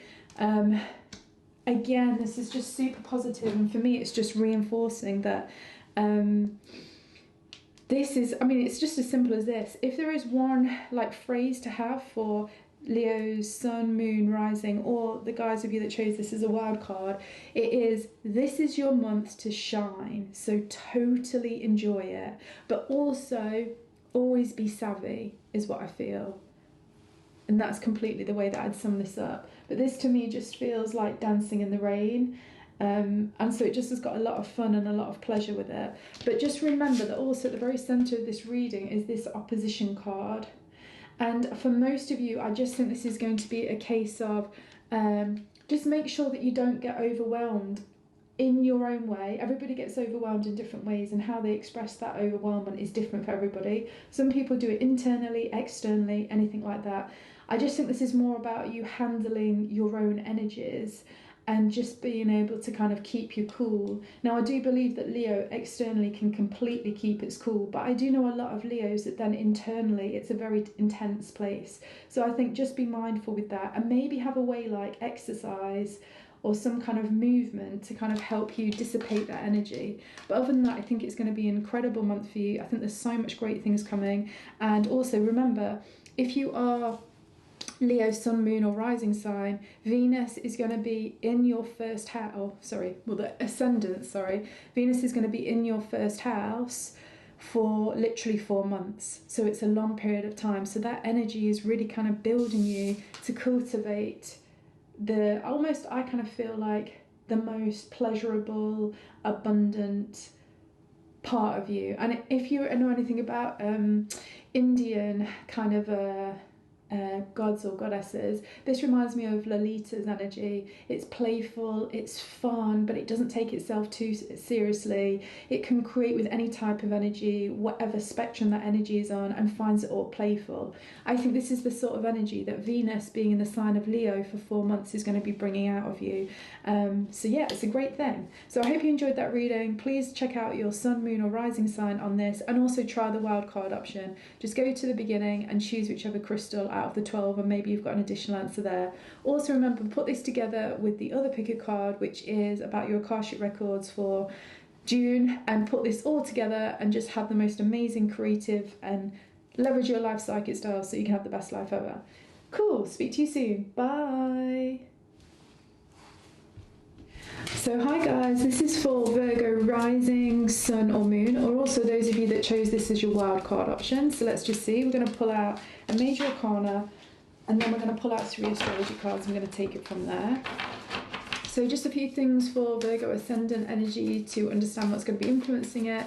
In the outer world, obviously Virgo suns, what will be influencing your energy levels, and Virgo moons, what's going to be influencing your emotional world, and obviously just you wildcard people, what will also be influencing you is there's going to be this energy of Venus and Mars moving into the 12th house, and there's also going to be this energy of you have the conjunction that happens once every 7 years with Jupiter in the North Node that happens in your 9th house. 9th house is supposed to be one of the most luckiest houses, so that's a super auspicious sign. But here we go. So we start off the reading with the Strength card, but I love this card. I'm actually watching Yellowstone, that series, at the moment, and for some reason this card reminds me of this. So yeah, that's interesting. And then we have you know what, I was literally just about to say from the Yellowstone, I think there might be stuff coming up for you guys to do with family. And then the very next card we pull is the 4th house. And in astrology, the 4th house rules family and home and roots and ancestral, which in some ways is very much a big part of the Yellowstone. Oh wow, here we go, 9th house. So like I've already said to you, you guys, I've got this conjunction of Jupiter in the North Node, super positive, super auspicious, super lucky, happening in your 9th house. It actually happens at 2 degrees Taurus. So if you know your chart, look for where that is, and that will tell you the sign that it's in and the house that it's in. Anyway, ninth house is also a super auspicious house. It's a very expansive place. Oh wow, and then we also have Uranus change. Okay, so I feel like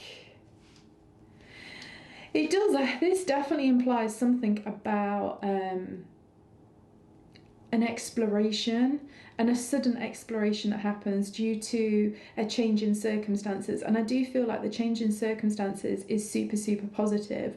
It feels just super open and expansive, because even this picture here, it feels very wild and it feels very free. And I do kind of feel like that sort of energy is coming in for you guys. I think anywhere where you might have been rigid, not that Virgo energy can sometimes be rigid for sure. Even though you're part of that mutable sign energy, of all the mutable signs, I'd say you could be the most, I don't know if I want to call it fixated, but it's kind of like detail orientated to the point of getting fixated, but through the detail. So it's not like through an emotional attachment, it's through the detail and the perfectionist of stuff. I feel like anywhere where you might be a little bit, not stuck, but overly invested, some kind of thing is going to happen which gives you a change in belief about something, which then leads to a sudden change in a certain area of your life or reality. So any Virgos that are looking for something to change in their life, something that's maybe been an old pattern that's carried on, because again with the Strength card, which reminds me of the Yellowstone, which reminds me of ancestors, also with the 4th house, I feel like there could be some sort of pattern that you've had for a really, really long time that actually is going to be completely, you're going to have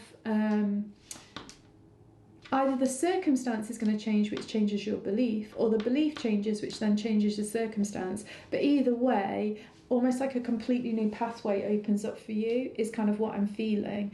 And it feels like it's going to be really quite groundbreaking, because the 4th house is also the roots. It's the roots of who you are, what you are, your psychology. And with the 9th house and Uranus there, it just kind of feels, and I think actually, let me just check your charts, I'm pretty much sure, Virgo risings, you actually do have Uranus in the 9th house as well. So there is so much emphasis in June for you guys on the 9th house, particularly with that conjunction that's going off with Jupiter and North Node. Well, this is really interesting. Let me get some more cards because I'm fascinated to know what this means. I'm going to go for a slightly different one here. Virgos, what do you guys need to know? What do you guys need to know? Let's see. I think this could be a very, very freeing month for so many Virgos. Oh wow, and here we go. We have your card here, the Hermit. And then we have under here, we have, oh, another major arcana, Justice. And then under here we have, oh nice, I love this card, 9 of Cups. And again, it looks like travelling to Dubai on that one. Now, it's not like I think all of you are going to be going off to travel to Dubai, but I suppose, I wonder if you guys are going to have a bit more glamour introduced into your life in June. There's something that feels a little bit glamorous that's coming into your life in some way, and fun and free, because obviously this energy here, 9 of Cups, comes under this energy here, Uranus, which is all about sudden changes. And it does feel like you're going to have a sudden real change in fortune and good luck. However, I do feel like the cards are wanting to say to you, yeah, but it's come through your hard work in some type of area. I feel like you've worked very hard with something, and the Justice card, and now it's kind of like the cause and effect of you working hard in the past is then going to bring a huge amount of emotional fulfillment. And it's going to bring you fulfillment in, I just think, a very expansive, unlimited way. But I do think this could almost happen overnight to you. Either you suddenly wake up and you feel way more just joyful about life, or some situation happens suddenly overnight which then also brings you that feeling of feeling joyful. But I do think the main thing here to understand is that you have worked really hard for this, and it's about some deep part of your psychology that has changed, and as a result you're getting all this good luck and expansion, because the 9th house and the Justice card very much feels like a combination of good karma coming your way. And I'm thinking of karma as the cause and effect of previous actions. And I think this is a great energy for Virgo, because I think Virgo is often so hard on themselves, and sometimes it's I don't know what it is. It's the thing is, I really do feel like the highest archetype on some level of the Virgo energy is it would be very beautiful with life, is all I can feel, because obviously it's like the Virgin energy. It's kind of like this very innocent, naive but pure and beautiful and angelic kind of energy, and I kind of feel like in its highest potential, that's the sort of energy that you guys can bring into all areas of your life. And it kind of feels like it's starting to occur in June, and it's going to be building from there. And again, to have basically Jupiter, the energies of Jupiter and the North Node coming together in the sign of Taurus in the 9th house is very much, I just feel like it's things that enhance physical beauty, it's things that enhance physical stability, it's things that enhance explorations and marveling at the world and marveling at the life and just good fortune of things happening. And there's just so much protection that will be in place for you guys, it feels.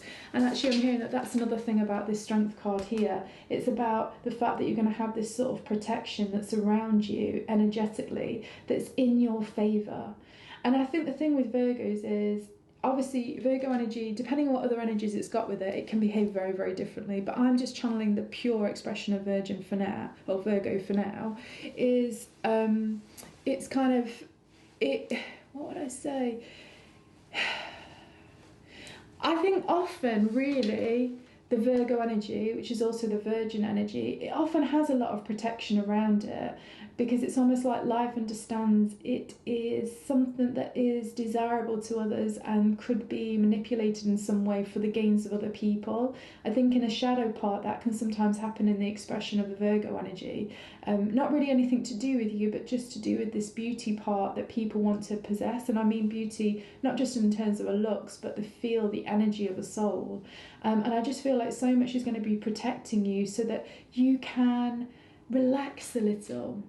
I don't always think Virgos are relaxed, but in their highest potential they can totally be relaxed because they feel completely supported by life, and all of life wants Virgo to win, because all of life loves the purity of that Virgo energy. So this is really what I feel for you guys. Now I'm just going to pull, which card do I feel you need to go for? Yeah, I think one of these actually. Last card for what we need to hear. Let's see. So we have I Live in Truth. Okay, so I do actually think this is a really important energy anyway for Virgos, because part of the purity that the Virgo energy has is because it has full integrity with itself. And I almost see it as like integrity is the next level up from truth in a way, because truth is different depending on who thinks what or what. But your own personal integrity is something that you will always know what it is, and it's down to you to carry that through. And I do sort of, more than saying that this is the way that you need to be in June, I think it's more like life is saying to you, because of the personal integrity that you have had for a long time and how hard you have been working on yourself or project or whatever, now you are really going to be seeing the good karma come through from that, the good results that come through from the previous actions that you've taken, and it's going to give you so much joy. So in so many ways this reading just feels incredibly uplifting, I think, for Virgos. And yeah, I think it just feels incredibly uplifting. I think it's going to be in all areas of your life as well. And I think really how amazing stuff is all about how far you relax and allow life to take you. And as I say that, my throat starts to like crunch up a little bit. So I think there could be a little bit of fear about truly flowing with life's expectations for you, and that all you have to do is show up. But I really feel like this is the way that life wants to take you, so that all of these sudden changes and twists and turns can happen effortlessly, because they are all something that you're actually just going to really enjoy, and it's going to be great. So cool, I hope you enjoyed that reading. Always remember to look out for your sun, moon and rising sign, and also to choose the wild card option. And then remember as well, there's the other video, part 1, which is the Akashic Records for June 2023. So hopefully if you put all of these readings together, you're going to have the most unique way for you to personally leverage your life psychic style in June 2023. So love reading for you. Thank you so much. Speak to you soon. Bye. So hello beautiful Libras, my brother's a Libra, I get on amazing with him. I always love the Libra vibe, it's so lovely.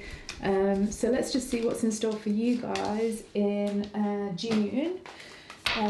Obviously just a quick astrology thing, you're going to have Mars and Venus moving through your 11th house, and Venus in particular is going to be there for 4 months, which is really auspicious because the 11th house is a very, very lucky house. Venus in its luck is all about love, beauty, romance, creativity, money, all of these amazing, wonderful things. Basically, the luxurious, sensual things in life. So that's just an amazing place to have Venus moving through for 4 months. And then also, interestingly, you have the big conjunction that happens once every 7 years, which is Jupiter conjunct the North Node in Taurus, which for you Libra risings is going to be in your 8th house. And also for you Libra suns, it means that this is going to be where your energy is also going to be at, and for you Libra moons, this is where your emotional world is going to be at. And for anybody that chose this as a wild card energy, this is just an energy that's also going to be playing out for you in June. So what that really means is 8th house, death, sex, rebirth, deep transformations, real intimacy, obviously taxes, but really other people's resources that you're able to utilize, or other people that might want to utilize your own resources. There's all this kind of thing. It's basically the amalgamation of 2 different things coming together to create something in its highest potential that is amazing for both parties and others as a result. So I really do also like this energy. Let's just see what you have. Oh, love this. The Fool. So I really love the Fool energy as well. So it's almost like a completely... In fact, no, before I say anything, let me turn over these 3 as well. Well, so then we have Descendant. So something very much to do with relating with another person. And then we have Retrograde. So something that you need to re-go over from the past to do with personal one-on-one relating, and Chiron, healing. Okay, so I do really think with the Descendant and the Chiron energy, together with what we've talked about, the energy of the astrology with this 8th house thing going off, I do think for quite a lot of Libras, either Ascendant, rising moon, or the wild card people, is that there is definitely something for you to re-look over. I think it's about re-looking over stuff to do with actually how you relate with people on a one-on-one level. Obviously Libras, you know, you're always striving for balance, you always want balance, so you need to be careful that you're not being taken advantage of in some way, or that somebody's not taking more from you than what they're giving back. Because with this the Chiron healing card, it does really feel like there's something to be healed there, but it's almost like you've got to shine a light on it first, because I think maybe some of you have maybe overlooked something because you're striving for balance and harmony over striving for what is the deepest truth of reality. And I do think with this conjunction of these the Jupiter and North Node happening in this 8th house in Taurus, it's asking you in June to be very honest with yourself about what really is, rather than trying to find always the harmony between you and somebody else, or you and a situation outside of life. Because with the Fool, and I really like the picture of how this Fool one is done, this is really about going on a completely new voyage. And I see it as going on a completely new voyage to do with this sort of energy, which if we link it up with the astrology, you know, it's very much to do with how you cross-pollinate ideas, cross-pollinate energy, cross-pollinate lives with other people on a one-on-one level, and also what you're able to create as a result of that. And does this make you feel fulfilled and joyful and youthful? Because the Fool is very much an energy of this, joyful, youthful, expansive. Or does it make you feel the opposite? Maybe heavy, Also, though, there's one other thing that I want to say for that, because that is for some people that's relevant. The other way that this is also read, and you have to feel into which one of yours is, Chiron's really, really interesting. Because yes, on its on like a low level, or not a low level, but on like the first level, it's very much about healing something. Then on the second level, it's about being able to be multidimensional. So once you've healed certain things or whatever, you then have basically access to the bridge between two worlds, which is seen as like the bridge between the inner planets, which is on Mars, Venus, etc., etc., those day-to-day sort of planets, and the outer planets, which are a lot more spiritual and deeper and have very deep, long patterns like Pluto, Uranus, Neptune, etc. So once you've done your healing, because Chiron is in the middle of the planets that you can see with the naked eye up to Jupiter, and then the planets that you can't really see with the naked eye from Saturn and onwards. Obviously Saturn varies a bit, but it then means that you have bridges to two different worlds, and this gives you a huge amount of psychic ability. And the thing is as well, with this 8th house energy that we've talked about playing off for you, which will be for a year, this 8th house is also a very psychic energy. So on one level, I do also think if you've done the healing to do with relating in whatever way it is, or any sort of wounding that you had to do with relating or one-on-one relationships in whatever aspect they were, then you actually, this is now then talking about your ability to be multidimensional. And in this way, with the retrograde and the descendant, I see this as you having a very, very keen perception of other people and other people's intentions and other people's motivations. And there's something about this that is going to give you a lot of power, and it's going to give you the ability to make some decisions and choices that give you the ability to have a whole new journey that's starting out for you. And I do feel like this journey is, for a lot of Libras, is going to be about actually being able to blend your resources with another person or another thing, experience, business, whatever it is, to actually yield so much good fortune. Now then, there's another 3rd level with Chiron as well. So once you've done the healing and then you've become multidimensional, then also it's really about being able to use your really innate gifts and talents to really give back to the world, and also like bring many good things to you. So it's very much a give, receive, share and grow from your greatest unique talents and abilities. And then that then starts to play off. So that then, with the retrograde and the descendant and the full energy, for me then that becomes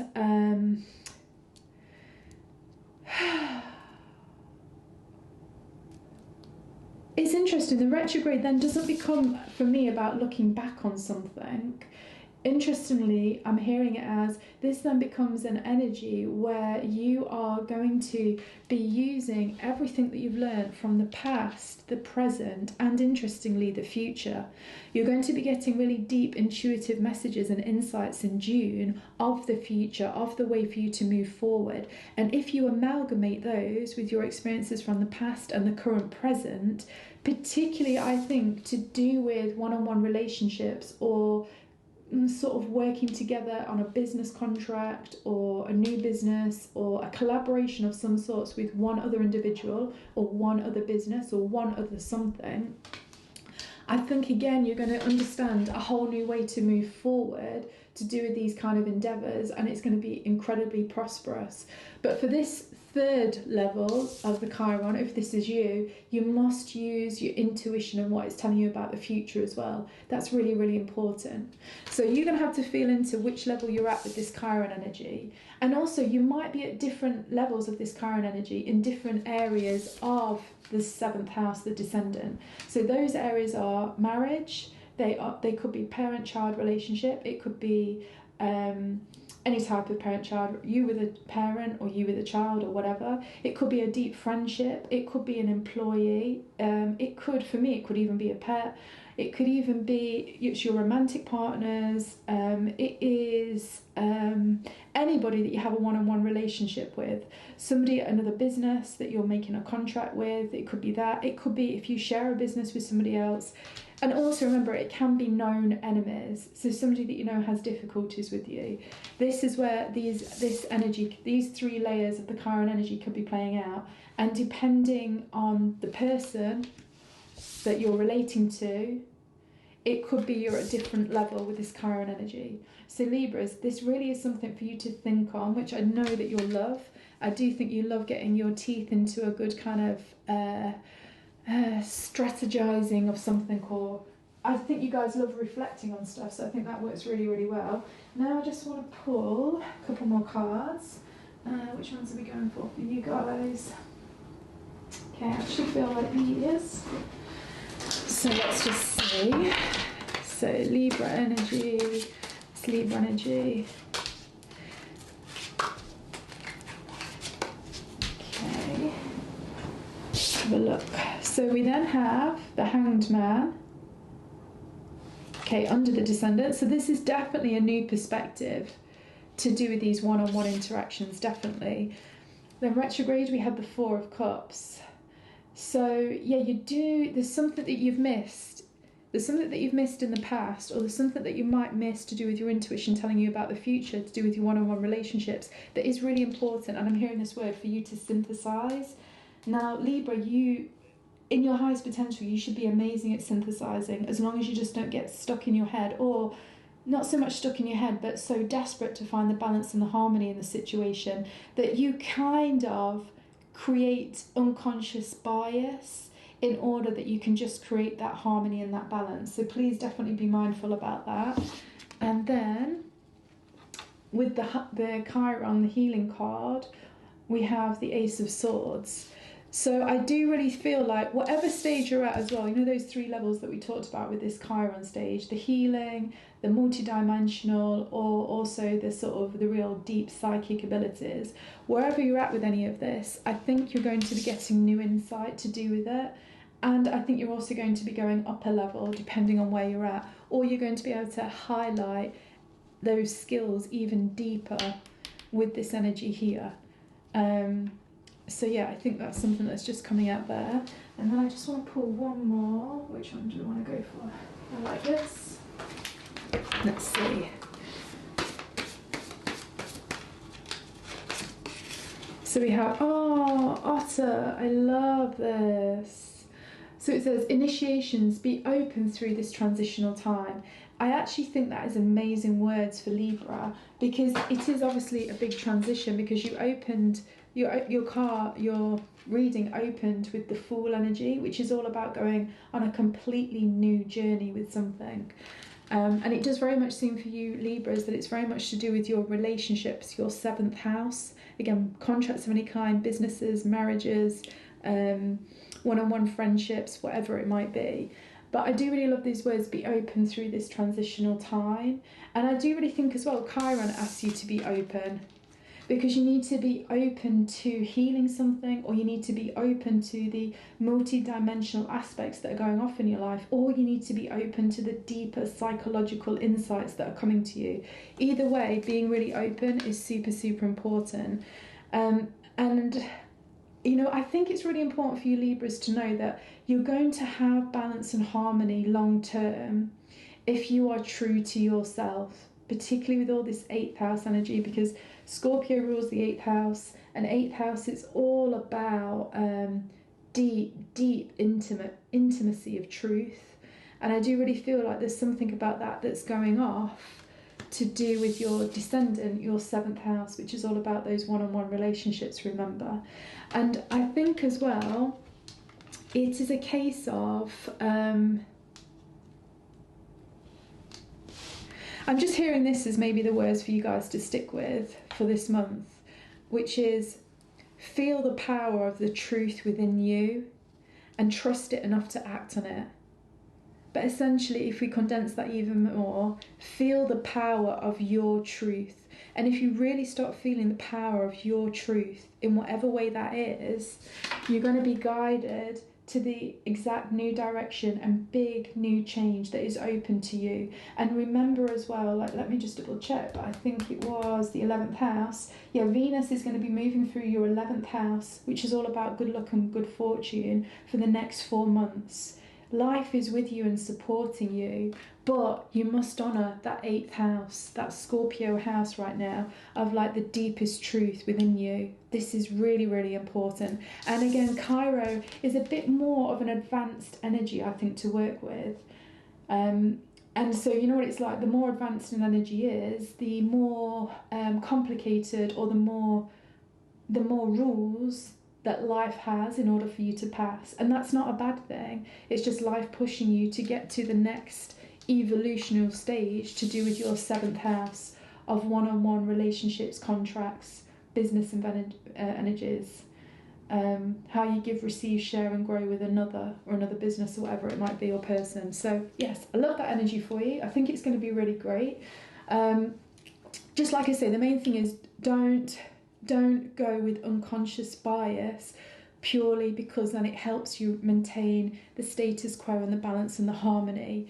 Like, the Fool doesn't do status quo, and the Fool does not do unconscious bias. The Fool is completely and utterly open to anything and everything, and because of that is guided onto the next best step, which is into the Magician. And the Magician is the creator of its reality with universe for the highest expression. So that is what is the sort of energy that's coming for you guys. Anyway, I hope you enjoyed this reading. Remember to check out your moon, sun or rising sign within this, and also the wildcard option with the crystals in the beginning.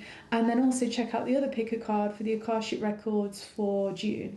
Love reading for you. Speak to you soon. Bye. Hi there, Scorpio, sun, moon or rising, or anybody that chose this as their wildcard option with the crystals at the beginning. So let's see what June has in store for you. So very quickly while I pull these cards out, just a few things that I think is useful to you to know is that Mars and Venus will be going into your 10th house in June, which is going to be so much creativity there. 10th house is all about career, reputation, if you own a business, how you show up in the world, how you're an authority in the world. So whatever you're a true authority over, and you have a lot of experience and knowledge and wisdom, that you're in a place of advancement and you can share it with others to the benefit of others. This is where a lot of energy is being shown for you. This is also the sign where Venus is going to be moving through that 10th house for 4 months. Venus is all about money, luxury, beauty, love, being validated, all of these kind of things. And Venus in Leo is very much, I think, got a being an adored energy. So that is huge, amazing, positive spotlight is being shone on that area of your life. Again, business, career, reputation, how you show up in the world, how you are an authority at something and experience, and you're in a place where people look up to you for that guidance. So that's an amazing energy. Also, just to say as well that you also have the 7th house being activated by this. And the 7th house is relationships, one-on-one business contracts, marriages, stuff like this. It's all about one-on-one relationships where you're looking to build something together long term. That energy, that is also having a light shone on it with the Jupiter and North Node conjunction happening at Taurus at 2 degrees. So relationships are going to be a really big area. As well, you need to know that Saturn is moving through your 5th house, which is all about romantic interactions in the beginning stages of dating and creativity. Which also in some ways is going to relate into what's happening in your 10th house at the moment, just because of how it works. Just trust me on this one. So make sure you bring creativity into those energies that I talked about as being those 10th house areas where you've got a lot of experience and knowledge. Bring in some creativity to that. That's really going to light you up, particularly over the next few months, I do feel. And I feel like, yeah, they're the main things I want to say. And also just know that Pluto is, if we're looking at whole sign houses, so you're going to be a little bit different all over the place, but it's very much at the bottom of your chart. So everything that life is showing you now over the next year or two, I think is really going to be changing your psychology deeply about what is really important for you, for the deepest and most happiness, like a life of full emotional maturity and happiness is basically coming to you. So yeah, anyway, let's get on with this now. So now the first card that you have is the Hierophant. I love this picture of the Hierophant as well. It's just sort of so, it's very, very mystical. And it's interesting because not always do I think the tarot shows that the Hierophant card as being mystical, but really it is a very mystical place because it's a place where deep contracts are made and commitments are made which totally change the energy that comes into people's lives as a result of the contracts and long-term commitments that they make. And again, this is very much in this energy, it's coming to me as this 7th house energy, so about who you commit to and who you make long-term commitments to. on a relationship and business and work type environment, I think is really, really important. But it also makes me feel like it's a bit like a sweat lodge as well. So I wonder if there's a few things that you just need to sweat out almost, like get rid of anything that you feel intense to do with those situations. It's not about intensity. Purify yourself to do with that, and be open to change to do with that area of your life, particularly in June, I do feel. Okay, that's interesting. Then we have debilitated discomfort. And this is the thing, Scorpio, I wonder if in the beginning stages of stuff, there's a lot of work to be done with changing the internal world. And you people with Scorpio energy are very strongly connected to your internal world and to the unseen facets and aspects of life, both within yourself and other people and your environment. So I think, but I do feel like with this card here, don't complicate things too much. Because look at how crazy that looks with all the stairs. Don't complicate things too much. And I'm also getting the labyrinth thing again. I had this for another reading, which is, it's making me think of the labyrinth. So just know what has power over you and what power you have over it. And understand, I mean, it's forever a thing I think Scorpio energy will work with, which is power plays of some side. And also these sort of, the merging together of two different energies, whether they become merging together and positive or merging together and power plays, whatever it might be. But I do think this is something that you're going to become more aware of in June. And it's probably because of the way that the planets are aspecting in certain really important parts of the chart, because a lot of the angles of the chart is getting pulled up for Scorpio energy, which just means there's a lot of change that's going to go into place for the next 6 months. Oh, I love this. So then we have third house, communication. And I just think that's such a beautiful one. And then we also have, oh wow, 12th house, introspection. So what I really feel with this is, I wonder if there's some uncomfortable conversations that you generally need to have in June, and these conversations come through actually having gone through a place of internal reflection about something. Now, these uncomfortable conversations don't necessarily have to be bad or difficult experiences, but just maybe there's something that you haven't shared about your deepest truth that is really important to now share. And also, when we were saying about the Hierophant, it very much came up like 7th house stuff. So it really kind of feels like on a relationship aspect, like on or a one-on-one level. So whether that is a conversation that you need to share about something with a business partner, with a contract, with a romantic partner, with a friend, with a parent, with a child, I don't know, because it will be different for all of you, but it does feel like it's really important that you have that conversation. And I actually do feel like the conversation goes well. It's just your fear that the conversation won't go well, but that really isn't the truth or the reality at all, not even slightly. And also, Scorpio, do remember there is sometimes the tendency, if there's a lot of Scorpio energy going off, there could sometimes be the intensity, yes, but the tendency to fear something more than what is actually there. Because of this beautiful sensitivity that you have to the subtle psychic realms of life, it means you can feel stuff more deeply, like all the water signs. And when you feel stuff more deeply, it's easy to sometimes think that what you're feeling is actually reality, whereas that's not often the case. It doesn't mean that what you're feeling isn't relative to reality, because it is, but it's getting the perspective and the expectations in alignment with what you're feeling and how much that is representing reality as its highest calculation as it currently stands. This is something that's really, really important. And me, I understand this is tricky even myself, because I have quite a lot of Scorpio energy in my chart, and I can feel things like they are real and I cannot help it. And it's so hard to try and tell my consciousness that just because I feel it in this way doesn't mean this is the physical reality to the level that I'm feeling it at. So there's some kind of mastery that's going off within that. And then also, I am actually hearing with this, the Hierophant, that this is also asking you to have a certain level of mastery. A certain level of mastery over how you feel over what you feel, and definitely to do with conversations, some sort of conversation that ideally that you do really need to have, and you've probably known that you need to have this for a little while. It's just really saying that now is the time to have that conversation, because you've done all the introspection, but now it's actually about activating it, and it's only through activating it that you're actually going to start to have the physical changes in your physical reality, which is actually what you do really want to have. So now let's just pull a few more tarot. I want to go with these because they look so pretty. But yeah, I do really think like the next couple of years, I feel like they could be very pivotal, definitely to do with relationships for all this Scorpio energy, because there is a real emphasis on the 7th house of one-on-one relationships and the 5th house of dating. And then you could really say the 10th house as how the world sees you. So does the world see you as somebody that's in a relationship, or somebody that's single, or somebody that's committed, or somebody that's uncommitted? There is that aspect also going off. And for some reason these two birds very much feel like two lovers. Not saying that it is, but you know, just really like that energy. Right, so let's see. I'm not hearing that we read anything reversed for these, so let's see what we get.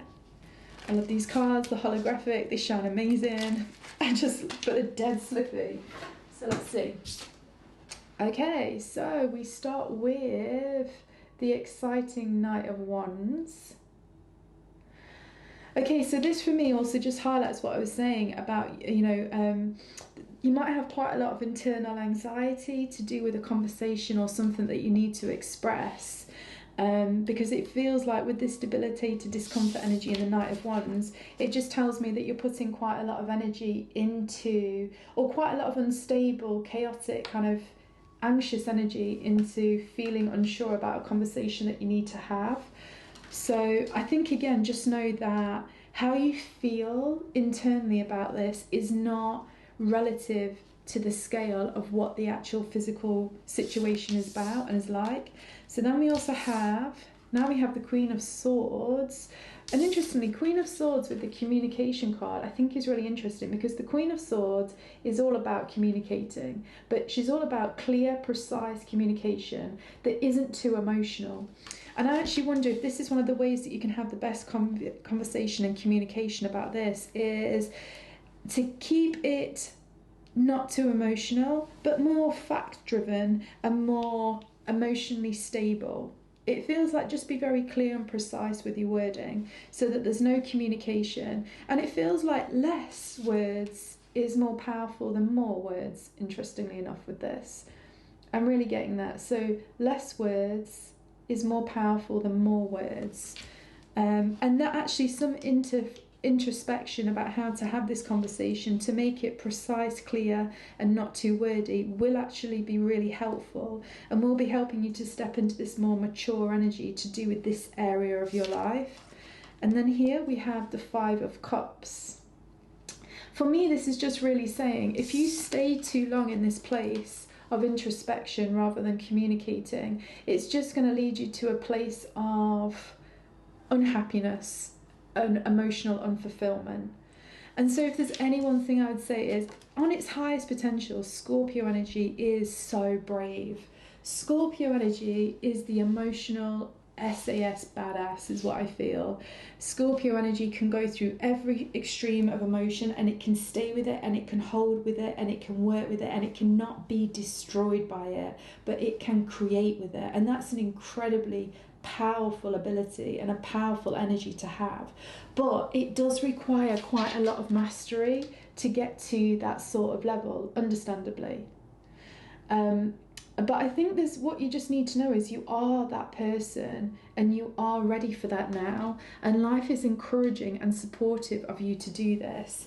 And I do really think for you to basically leverage your life psychic style with the energies that are going off with the astrology relative to the Scorpio energy, don't miss the opportunity to do this now, because the sooner that you do this, the more you're going to advance to different levels. If you stutter and take ages to do this, it's going to make it harder. It's actually going to make it more uncomfortable as well, and you're not going to be able to get the full amount of leverage from this kind of situation. So I think it's just really life saying, you're ready, you've done this, you're prepared for this, You've done all the kind of internal work, internal growth. You've done your own inner shaman healing and awareness of stuff. And now it's time to really actualize it. And it all starts by communicating. Communicating something with somebody, because it feels very seventh house relation, like relating, like I say, partner, boyfriend, girlfriend, parent, child, business partner, client, anything like that. It's important, a certain conversation you need to have, because through having that conversation, you're going to move on to the next stage, and there's going to be a lot of energy and momentum working for you, which I think is awesome. Now let me just pull one more card. Which one do I feel? I don't really know actually. I think this. So we're going to go for one of these. So let's just, oh, flipped. Two have flipped out, so we're going to take that for you guys. Let's see what we get. We're not reading them reversed. So we have the Spy Master, Knowledge and Distrust. That's interesting, because distrust is something I think Scorpio can definitely be in that place of distrust sometimes. Trust is always a thing for Scorpio energy. It's a deep part of the soul's evolution of the Scorpio energy to go through many different energetic frequencies and spectrums of trust. And then we have here the Dancer, self-expression and strength. I totally love this, because this feels like where you could be at right now, in the distrust, the discomfort of needing to communicate things in a certain way, and where you need to get to and where your life is pushing you is to get to the Dancer, self-expression, strength. And the Dancer is very much trusting with life, flowing with life. So I would also say that in terms of having this conversation, which is right in the very beginning, middle of the reading, where it says communication, if you are going to have that conversation, I think life is going to tell you when is a good time to have it. And I think go with the timing that life gives you. Go with the flow of life with this, because nothing about this needs to be forced. It can all be in flow, because also Scorpio energy in its highest potential can surrender to the tsunami. It can surrender to an energy so much bigger than itself and flow with it rather than resist with it. And I do think that's a lot of what is best for you guys to do in June. So I hope you really enjoyed that reading. I love reading for you. Scorpios, I always feel you so strongly, because I've got so many heavy planets in Scorpio, so it's a big part of who I am. And I understand the emotional intensity is friggin' extreme at times, and the way that we have to work with it is so intense, but I know that we can all do it. Anyway, I hope you loved that reading. Make sure you check out your sun, moon and rising sign if you haven't already. Also check out the wildcard option of this, where you go back to the beginning and choose a crystal. And also remember, there's the other pick a card reading that I've done, part 1, the Akashic Records for June. So hopefully you can put together all these different readings to create everything you need to know to leverage your life's psychic style and live it pimpin' in June. Love reading for you. Bye. So hey Sag, great to read for you. Love a Sag energy, always so much fun. I have a Sag moon. I love my Sag moon, although it can make sometimes my internal world unstable, but also incredibly expansive, which is great. I love it. But anyway, let's see what's going down for you guys in June. Just know quickly for you Sages, so Sag Sun, you will feel this on your energy. For Sag Moon, you will feel this in your internal world. And for Sag Rising, you will feel these things happen in your external world. Some key things for you just know about the astrology. So first thing is, you have the conjunction that happens once every 7 years with Jupiter conjunct the North Node in Taurus at 2 degrees. So look where Taurus 2 degrees is in your chart. But for Sag Risings, if we do whole signs, it's going to be in your 6th house. What this is Jupiter and North Node conjunct is massive good fortune, good luck. It's trying to guide you with your North Star and expand you in the direction of your North Star. And this is obviously happening in your 6th house, which is all to do with your craft. It's to do with that unique service that you can bring to life, which will also feed you and feed other people on its deepest level. That is what that 6th house is. And so this is really important for you to get in tune with what is your craft, what is your service, as in what is the thing that you are amazing at and that you can bring into your day-to-day life, and you can offer others, which will also help expand their life. That sort of energy. But it's very much about routines too, having really good healthy daily routines, and it's you being your healthiest, your most purest, so you can do your most purest work. It's that type of energy. And then you also have, oh, I love this, pulled out the Emperor already, but then you also have as well Venus and Mars, which are going to move through your 9th house. Let me just check that. Pretty much sure it is your 9th house. Yeah, they're going to be moving through your 9th house. So there's a lot of creative energy and the cross-pollination of two different things coming together to create something incredible together in the 9th house of your, almost like your spirituality, your journey, your quest, your hero's journey. And this is very much an energy that I think Sag feels strongly. And also Sag, you rule the 9th house. So there is so much going to be going off for you in this 9th house, particularly over the next 4 months, as Venus will stay in that house for the next 4 months. And Venus is all about luxury. It's all about beauty. It's all about sensuality. It's about money. It's about all these things which make pleasures on earth great, basically. So I think there's going to be much for you to gain when you go into this spiritual house. It's also a house of journeys for sure, like long distance journeys through experiencing different cultures. But really it's asking you to go on a deep journey within yourself to basically find out what you love, how you feel the pleasures of life through the deepest parts of your soul's journey and quest and the reasons why you're here. Totally love that for you guys. Anyway, so then we start out with the Emperor. So this is a really powerful energy, which also says to me that I think you're going to be starting to build a lot of structure into your life, because the Emperor is all about structure. And actually when I say build as well, can you see we've got the wall here? And so this is a clear boundary, but I'm seeing it more as in its clear structures of what you're going to do, which also emphasizes this 6th house energy that I told you about, where there's going to be a lot being put into that. So what is it you're here to do and serve? And remember, actually, the Emperor, yes, he has loads of privileges, but he has loads of privileges because at its very core, at its very heart, he serves his people. And there's a lot of good luck and good fortune that comes back when you serve others from a place of your highest potential and you take deep responsibility for why you are here. And there's just something amazing about that energy. And this is energy that's coming into you for June. Oh, no friggin' way. Okay, so then we also have the North Node. So obviously the North Node is absolutely about destiny and purpose. And again, for me, I keep hearing this thing about your hero's journey. Sag, there's something about your hero's journey that's going off, and I think it almost really gets amplified in June. So pay attention. And again, we have already talked about the North Node conjunct Jupiter in this 6th house, but just look where you have 2 degrees of Taurus, because that's really the house that's relevant to you. Because obviously I'm just doing whole signs for the easiness of it, but really just for the really accurate one, have a little look. Because wherever this 2 degrees of Taurus is, there's lots of energy coming in for you to really expand and go on your soul's journey. And then we have Aries, Act. I love this. Again, I love this energy for you because this is an energy that you guys will really understand how to use. Because obviously it's another fire energy. Now Sag very much aims, shoots, fires and goes. I wonder if you need to be even more spontaneous than usual, because Aries really is very spontaneous and it goes through instinct and impulse.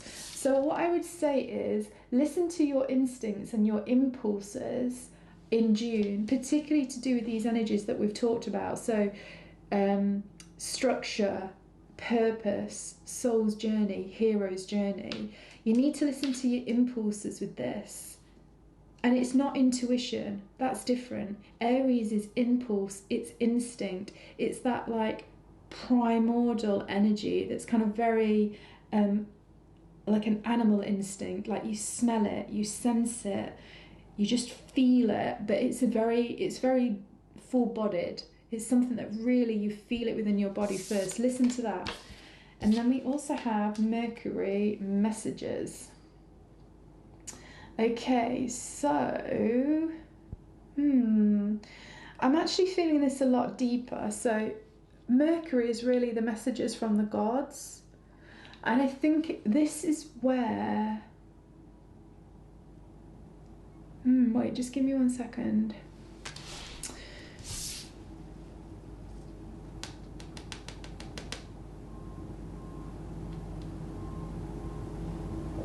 I don't know, I feel like... Oh, okay, now I'm getting... So this is more really about your destiny. There's a big thing to do with your destiny in June.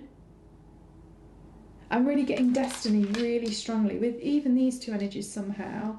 And it's a destiny of something which is to create you stability and long-term security, the Emperor. But it's through a place of your highest potential, because North Node is totally highest potential.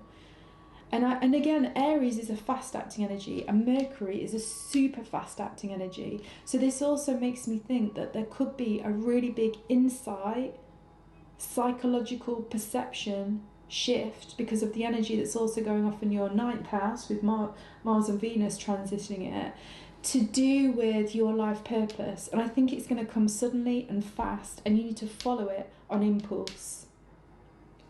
So stay open to that, because I can feel that incredibly strongly. Now let me just pull a few tarot. Where's that deck I'm going to use? Oh, here it is. Cool.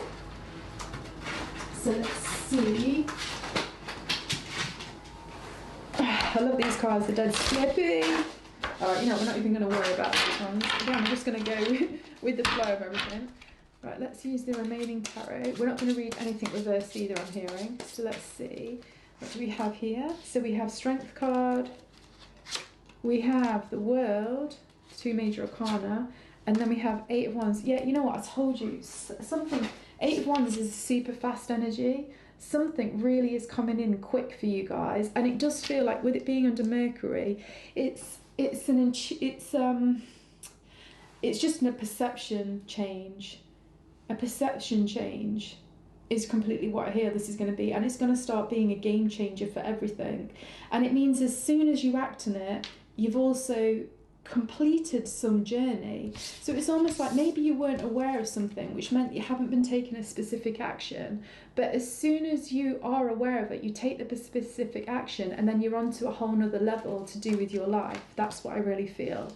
And I do feel like with the Strength card on the North Node here, and this makes sense with the North Node being in the sign of Taurus, and it's going to be in there for about 18 months. This is a process. Don't expect it to suddenly be resolved like your soul's journey, you know your purpose, your destiny, bang, you're doing it, blah, blah, blah, to happen super quick. It's going to be a process, but you know what, Sag, you're going to love that journey. You know what you guys are like, you love the journey for the journey's sake. You are going to love this journey as soon as you get this insight that gives you the perception twist that means that you can take an impulsive action that closes out an old cycle and opens up a new cycle, and this cycle is taking you onto your highest potential and bringing you greater stability and long-term stability that you can build and feel very empowered for. And it's also going to give you, these two energies here for me, is purpose. And it's mature purpose. Mature, long-lasting, sustainable purpose, because Aries can be purposeful, but it's almost over before it's even begun. Like I said here, as soon as you act on it, it's finished. You're onto the new cycle, and there's something a bit immature about the Aries energy, and I'm not feeling that for you guys. I'm actually feeling like you're going into a whole new level of maturity, and particularly to do with your life purpose. This is something I feel incredibly strongly. Now let's just get one more card. I feel like we're going to go for these. See what we get. So last card for Sag. Wow, Bear. You are the light. It is safe to step fully into your light. Oh, I love that. I love that. And obviously Leo is a light. Leo is in your 9th house. Mars and Venus are going to be going through Leo in your 9th house. It's really going to be lighting up belief systems and perception changes that are going to be completely invigorating for you, and they're going to help you step into more of who you are. And again, the Bear is a very, very stable, secure, solid, mature energy, and I do think all of this, a bit like the Emperor energy, is going to be taking you into this much more mature, solid, stable space. And it all starts from June. I do love this card, by the way. I think it's amazing. Also, the Bear, I just want to say, I often see the Bear as a business person. for some reason, because they're really happy to be responsible for others. And so I don't know if that might make some... I mean, the bear is very responsible, just very responsible, and will take charge of the situation and will take charge of others. The bear is a natural leader. And it's interesting that I put the bear on the top of Aries, because Aries is also a natural leader. But this bear coming on top of the Aries just makes me feel like, again, this is all about you coming into maturity with so many things, including how you are a leader of your own life and maybe a leader of other people too. And again, you know, the leader is also the emperor. So there's a lot about you stepping into your leadership energy, and this must have something to do with your life purpose and your destiny. But I'm imagining for a few of you, you still don't have this insight, perception shift that you need to fully step in that direction. But Sag, it's totally coming. June, it's not just coming, it's just going to smash at you, just like bang, almost like an orgasm, kind of like, it's just going to come like woof. And it's going to light you up, and it's going to change you in some way forever, because that is basically Mars and Venus in the same sign, and it's going to be in the sign of Leo, and Leo is all about play, fun, pleasure, shining, and obviously it says here, you are the light. So anyway, I hope you enjoyed that reading. Totally love reading for you. Make sure you check out your sun, moon and rising sign for this, and also go back to the beginning and have a look at which crystal to choose, and that will give you the wild card option for which of these readings to go into. There's also my other Akashic record reading for June. Check that out too on one of the other videos. Other than that, love reading for you, and I'll speak to you guys soon. Enjoy it, Sag. Have fun. I know, I've got it. This is the phrase for you guys. This is totally the phrase for you guys for June. And it is destiny is all. I used to love that, whatever that Viking thing was. And they used to always say destiny is all. And this is what you need to think for June. The phrase in your head is destiny is all. Enjoy it, and I'll speak to you soon. Bye.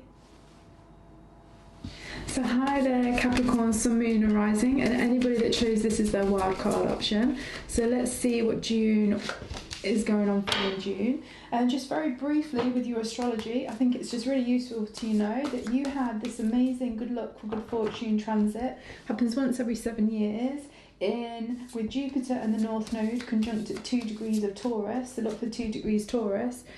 But it's if you're a Capricorn rising, it's happening in your 5th house, all about creativity, passion, romance, children, new creative projects. It's a really playful, fun energy, which I think is just so great for Capricorn. And then also just know as well, but basically Venus will be moving into your 8th house, and it will be there for 4 months. So the 8th house again is all about intimacy, and actually for me, kind of with you having this 5th house lit up, and then obviously this 8th house for the next 4 months, and also in June Mars will also join Venus there. I think there's a lot about intimacy and sexuality not just in terms of sex itself, but even the creativity of sexual energy and how to create with that. So I think this could be a really innovative, is what I'm hearing, innovative month for you guys. Yeah, I just really think that's what's going on. And also know that you guys have Saturn that's moving in Pisces like everybody, but it's in your 3rd house. And 3rd house, I think, could be quite a creative energy for you as well with everything else that's going on. But now just pulling these cards that we have here, solar calm, clarity, I love that. Then we have 1st house, arrival, nice. And then we also have transits, climate. So actually in this deck of astrology, you've got solar calm and transits. You've got 2 very sort of indistinct energies, and this just kind of makes me feel like a new pattern, particularly with the 1st house arrival, a new pattern is occurring for you guys. Interestingly, you're the very first group that I've just not picked the major arcana first. I don't know why, just intuitively went here, but let's just see what this one is. Strength. Interestingly, Virgo also had this as their card. What do I feel with this? I just kind of feel all of these energies coming together, and also with the energies that I know is going off with your astrology, it kind of feels to me like you have I just feel like a new way of being is trying to come into your life. But it kind of feels like June is very much a transition month. It's not a month where things will be consolidating. First house, although it says arrival, for me it just feels like the arrival of a new energy that you are going to be working with. I love these cards, I think they're gorgeous. It really kind of has that feel for me. And also with the solar calm, I wonder, it kind of feels like the calm before the storm, with solar calm and then transits, because transits always change stuff. And also with having this solar calm card here, again, it just feels like June is the beginning of changes that are really going to deeply transform you. And I suppose with your 8th house being lit up with this whole thing about intimacy, and then also the 5th house, which is also the playful side of intimacy, I just feel like, I think it's about you just on the whole enjoying your life more. I think Capricorns can be really good at doing the due diligence, doing what needs to be done, showing up, getting the job done, being mature about something. And it just kind of feels like it's about being open to, let me say this in a way that Capricorns will get this. I usually always say to other star signs, be more goat, which I see as be more Capricorn, because Capricorn's got amazing abilities, and I just think it's a great sign to be born with on planet Earth, because it just works so well with a lot of the dynamics and dimensions of how planet Earth works to be a Capricorn, which is incredible. I kind of feel though like June is kind of asking you to almost step out of your comfort zone, and venture into something different.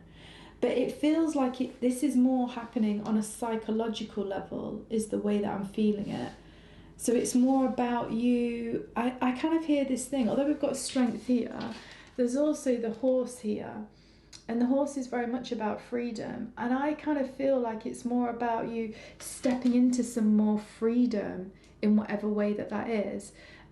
Being more open to not having control on how your life moves in June.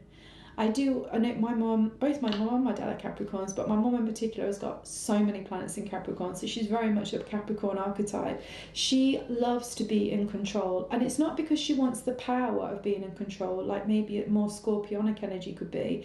She just likes the Capricorn control of, then I know where I am, I know where things are at, I can be stable, consistent, I can show up, I can get the job done, and I feel amazing when I get the job done.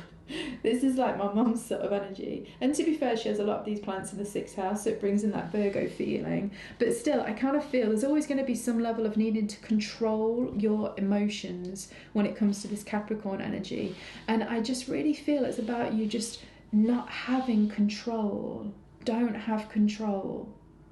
Let it all go a bit. Because also, interestingly, if you look at this pattern here, these are kind of like all in a row.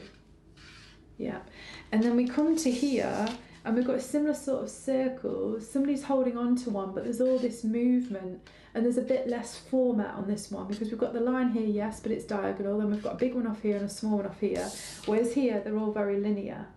And I just feel like this is a sign for you to just go with the flow with energy that's happening in June, and don't try and control it. Just trust it, because the strength I'm reading here is, I'm actually reading it as a bit more of a trust energy. It's like, you know, if you're a horse rider, and this is the analogy that's come with this, in some level, yes, you control the horse for sure, but the horse is its own free spirit, and horses are definitely known to be spooked a lot. So in some way, you have to be able to be flexible to the horse's maneuvers as much as you control the horse. Because let's face it as well, if you can feel like the horse might not want to do something like do a jump, or might misjudge it, you need to read that with the horse and go with the horse. Okay, so don't do that jump, go in a different direction. And also the greatest thing happens, and this reminds me of an 8th house energy, and it's all coming out for me to do with horse analogies for some reason, is you know, when you see a rider and a horse completely in tune with the galloping, both rider and horse are in control, but that control is blended together, and that's very much this 8th house energy. But I think for you guys to get to that real intimacy with yourself, with another, with life, you've got to find a way to work with, to use your control to work with the control of the other thing, the other experience, the other person that you're wanting the intimacy with. So that in the end, both are at their peak level of control, but it's completely in sync with each other, which creates a whole other level of control, which then becomes freedom when the two things come together in this way. And like I say, the only way that I can visualize it right now is like with the rider and the horse when they're galloping, and both are completely in control and in flow with each other. Does this kind of make any sense? I know it's an unusual type of energy, but this is the place where this Capricorn energy is being pulled to go in June, and it's definitely to help you get to this deeper level of intimacy.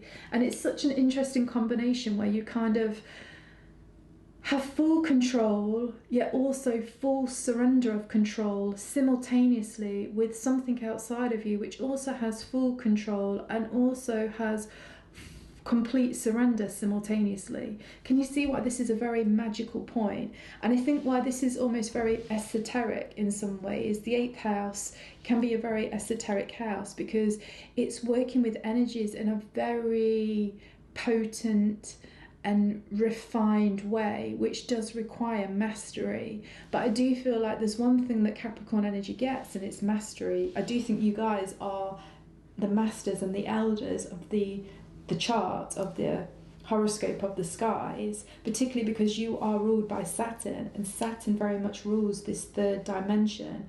So it's really about you now going into another level of this intimacy. And I suppose as well, this can also take you to this place of ecstasy through this 8th house of this interesting dynamic of control and surrender simultaneously with something outside of you, which can then somehow merge to create an incredible, invigorating experience for both you and the other thing, purpose, situation outside of you. Very much like, I can only imagine, I've cantered but I've never galloped. I'd love to be able to gallop, but you know, when you see it, it just looks like this horse and this rider in complete, like it's like a symphony, because they're also moving with the elements as well, like with the earth underneath them, with the wind. It's just so invigorating, but it requires this incredible balance of like control and surrender simultaneously from both. So this is an incredible energy, and this is what I really feel is on its way for you. And I kind of feel like, rather than me saying this is happening in June, it's something about June that is helping you get to this level of understanding over the next 6 months, is kind of how I feel it.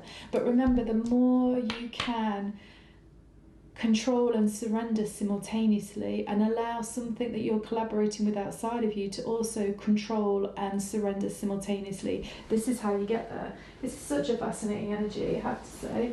Now let's just pull a few more cards. Let's go for some tarot. Right, so I'm hearing again, we don't read any of these reverse. So the first thing we have is, okay, Knight of Swords. How interesting. Somebody on a horse riding super fast, like we've just been talking about. Then we also have, okay, the 9 of Wands. So this is where this defensive kind of protective mode is at. And then let's just see one more card. Oh wow, we have the Lovers. So we have the blending together to create something unique, which is also what we've been talking about. I mean, for me, really, all of these cards just reinforce the message that we've sent. It's very much about getting in flow with the control, surrender dynamics within you, within your life, within another person. I do really think it's important that Capricorns always have really good boundaries, which is no bad thing. But in this instance, you've got to, 8th house is blending boundaries with another. It's a sharing of resource, assets, energy. It's the energy of sex, remember, where it's two things coming together to merge together. In order to do this in the most, I don't know, like, freeing way is you cannot have boundaries in place for this, which I do think can sometimes feel uncomfortable for a Capricorn energy. And then obviously the Lovers here, this is the actual blending together of the two energies. And so that also makes me think that this transit, let me just check which was the 8th house transit. Which one was it for you guys? Sorry, 1 second. It was... Oh yes, so the 8th house transit is this one about Mars and Venus. So again, let's just say here, Mars and Venus coming together, Sun in Leo in your 8th house. I think there's just so much going to be going on for you to do with this area. So one thing I recommend to this pile actually is go and read up about the 8th house energy in astrology, and then go and read up about Leo in the 8th house, because this is an energy that you'll be working with for... Well, it's an energy that you're working with anyway, but it's also something that's going to be highlighted a lot over the next few months. And then look at something like, read the energy for Venus in Leo and see what it says, and then Venus in the 8th house, because these are all energies that you're going to be working with. And also Capricorn, I know you like to be a master. You basically like to know your shit and own your shit. And I do think this is one way that you're going to be able to work with this energy, is by understanding it even better. So again, maybe pause the video, go back and just write down those energies that I said and put them into the internet and read up about them, because I think it's going to help you understand this kind of energy more. Because 1st house arrival, you're only at the very, very beginning stages of how this energy is going to roll and work with you. And it is really asking you to master your energy in a whole different way, because it's asking you to use your energy in a way that won't necessarily be innately intuitive to you, because there is always this control aspect to do with Capricorn. But I don't mean control in a bad way, because Capricorns really don't power play with control unless you've got Scorpio energy involved with it as well. Capricorn on its own just wants to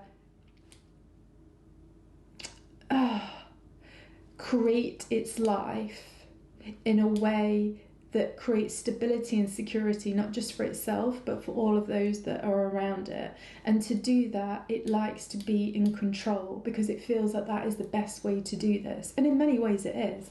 But this energy that's coming in is now for the next 4 months, with this 8th house sexual energy with Mars and Venus, and obviously with Venus staying there for 4 months and retrograding in that area. So really, really trying to bring you insights and awarenesses to do with this energy of amalgamating, of joining 2 different energies together to create something new.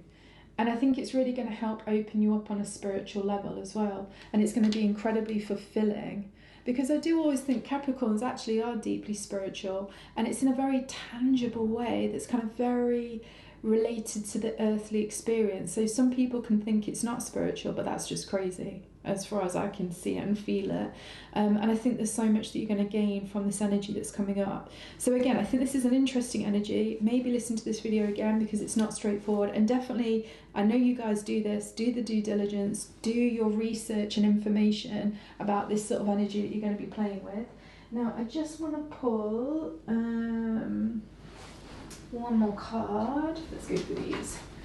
I feel like these have gone really well for lots of people. Let's just have one more energy that's coming in for Capricorn. What do you guys need to know? Let's see. Honeybee, divine feminine, you are being called on to rise. Right, so this is really interesting for me. This energy about you being called on to rise, it very much makes me think about rising up, which is the Kundalini energy. Kundalini energy, we could technically say, rules also the 8th house, which is why we keep talking about a lot of this energy going off for you. Because it's all about the Kundalini rises up the body, it rises up from the earth. And again, with it being divine feminine, I think this is about you needing to be very open and soft so that you can allow this deep transformative process to occur to you and your life. And for example, metaphorically, you cannot control Kundalini energy once it starts. And I think, again, this is just a re-echoing this thing about you cannot control during this time period, and that's not how you're going to make the most leverage by you controlling.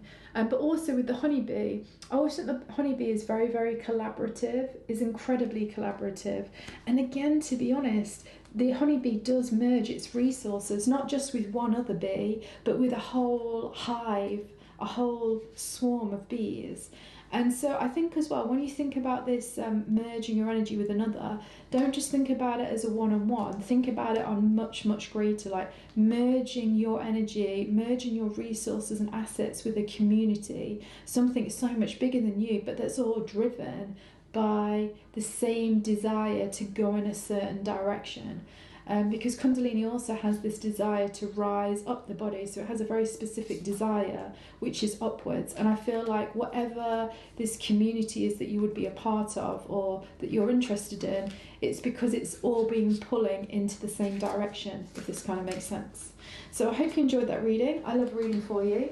I definitely think this is a slightly more unusual energy for Capricorns to work with, but it just shows that there's going to be so many great transformations for you. I really do feel over the next 4 months. And also divine feminine, you can say that Venus is the divine feminine energy, and again that is highlighting that 8th house for you Libra, you Capricorn risings. So there's a lot of things that are pulling into this, and obviously if you've chosen this as your wild card, clearly this is also something that's important for you to be uncovering and working with during this time period. Obviously check out your sun, moon and rising signs. Also do the wild card option where you can look at the crystals and choose one of the crystals relative to this reading. There'll be 12 crystals to choose from. And also remember the other pick a card from the part 1 Akashic Record readings for June 2023. Hopefully all of these readings along with the other reading, the other video, will help you get all the information that you need to be able to maximize and leverage your life psychic style for June. Love reading for you. I absolutely love Capricorn energy. For me personally, I'm always like, be more goat, be more goat, be more goat, because to a little fish, goats are like, I definitely look up to the goats because you guys have your stuff sorted in physical reality, and I'm forever working at that, so I love it. And it's such a nice energy. Rupert, my little pom friend, loves being around Janet and John, my mum and dad, with their Capricorn energy. Everybody just loves people that are stable, particularly when planet Earth is so bizarre. We just love the stability that some souls have. It's super reassuring. So anyway, love your energy. Speak to you soon. Bye. Hi there Aquarius, Sun, Moon and Rising, and anybody that chose this as their wildcard options from the 12 crystals in the beginning. So let's just see what June wants you to know. Just open on a couple of cards. I just also want to explain to you just a couple of things that I think are really useful and important for your astrology, particularly for Aquarius Rising. It's what your life will be presenting to you. Aquarius Sun, it's how your energy will be working, and Aquarius Moon, it's also how your inner world will be going. And obviously if you've chosen this in the wild card, these are energies that you also need to consider that's going to be playing off in your life in June. So I think number one, just know Aquarius, you're going to be going through massive shifts. Why? Because you've got really big stuff that is angling all of the angles of your chart, the ascendant, the descendant, the bottom of the chart and the midheaven. So basically on the ascendant you've got Pluto right going over that, so that's a deep transformation about how you show up in the world, your personal self, your physicality, who you are, what you want. Then you've also got the conjunction, the Jupiter conjunction that happens once every 7 years in your 4th house of home, but really your roots, your deepest psychology, your ancestry, and also the stronger your roots are, the higher you can go, you can reach in your life. And this is giving you a lot of good luck and fortune. So particularly in house, home, mother, stuff like this, these are all the sort of energies that's coming in for you. Then also for the next 4 months, you have Venus going into your 7th house, all about relating and relationships. Again, this is again on the descendant angle, and Mars will be joining her in June in particular. So June will be, there'll be a lot of energy going off to do with your relationships. And then also you have Saturn that's going through your 10th house. So yeah, it's oh no, sorry, you've got Saturn, sorry, I apologise, it's not through your 10th house. Saturn's going through your 2nd house, all about your personal resources. And also Venus rules this place, so there's going to be something about your one-on-one relationships, either marriage, partner, business partner, client, something like that, that is going to have a lot of emphasis as well to do with how you earn money. And there might be some sort of conflict to resolve between those things a little bit over the next 4 months. So stay open to that, because it's in an aspect where there's a bit of a square going off. But that's really just going to be pushing you so that in the next 4 months, by the end of the next 4 months, you should be earning a whole load more money, or things should be way more balanced for you in some way. So Mars has just flipped out, so we'll put that there. Now let's just see what else have we got. So instantly we get this really strong assertive energy that literally wants to pop out. And I do think that probably is a lot about you being assertive, particularly to do with your relationships or your one-on-one contracts with others. Whether, that, like I say, that's marriage, partnership, business partner, clients, whatever it might be, work, career, I don't know, it's just anything where you've got a one-on-one relationship and it revolves around some kind of long-term commitment. A lot of energy and assertion is going into there, and I do believe it's really going to be pulling you to be assertive in that area of your life. So then we have Moon, totally different energy. So Moon is all, I'm feeling this, it's all about your perceptions. I feel like there's going to be some perception shifts that you're going to be having to do with how you assert yourself in your one-on-one long-term relationship commitments. And then we also have here 5th house and passion. Oh, nice. So I'm reading this as well, this is something to do with how you creatively show up in the world, as in what inspires you, what brings you passion. And obviously Mars and the 5th house are very passionate energies. They're very strong energies. But the Moon really wants to feel emotional availability. So I think as well as you wanting the passion and the creation, you need this emotional availability and emotional openness. And really, this feels like the Moon wants to be able for you to grow in your one-on-one long-term relationships, like I say, marriage, partners, but business partners, clients, contracts, whatever they are. It wants these to be emotionally fulfilling long-term.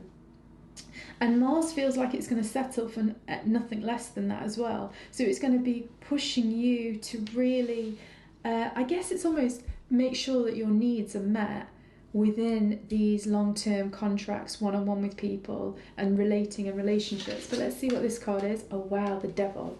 Okay, so this is interesting. The Devil also came out for the Gemini energy as well. I do feel, look, I think because Pluto is going through the ascendant, so the 1st house for you Aquarius, which is actually going to put it in opposition to the descendant, which is your one-on-one relationships. And obviously your one-on-one relationships are going to be highlighted next month, or this month in June definitely, with Mars and Venus there, but also quite long-term with Venus being there and retrograding over that house for 4 months. There is definitely something for you guys to unpack to do with a certain aspect of these one-on-one relationships. And it definitely feels like it's something where you would love to have your needs met more, or maybe it's about you being recognised. You don't feel like you're being recognised in a certain way to do with some of these one-on-one relationships, because Leo rules the 5th house and it loves to do a good job. It loves to be the best it can be, but it also does want other people to recognise that, because it makes Leo's light shine brighter. And I feel like there's a call for you guys to be able to shine your light brighter. But again, like I say, with Pluto going through that 1st house, you know, Pluto rules Scorpio, and Scorpio, even though the Devil card is related to Capricorn, for me the Devil card also has very much a scorpionic energy to it, because it can very much be about attachments and power plays, and for me that very much is a Scorpio type of energy. So I do feel like it really is about you getting to know yourself deeper through how you assert your energy in life, and also how people or situations that you have these long-term contracts with also try and assert their energy with you.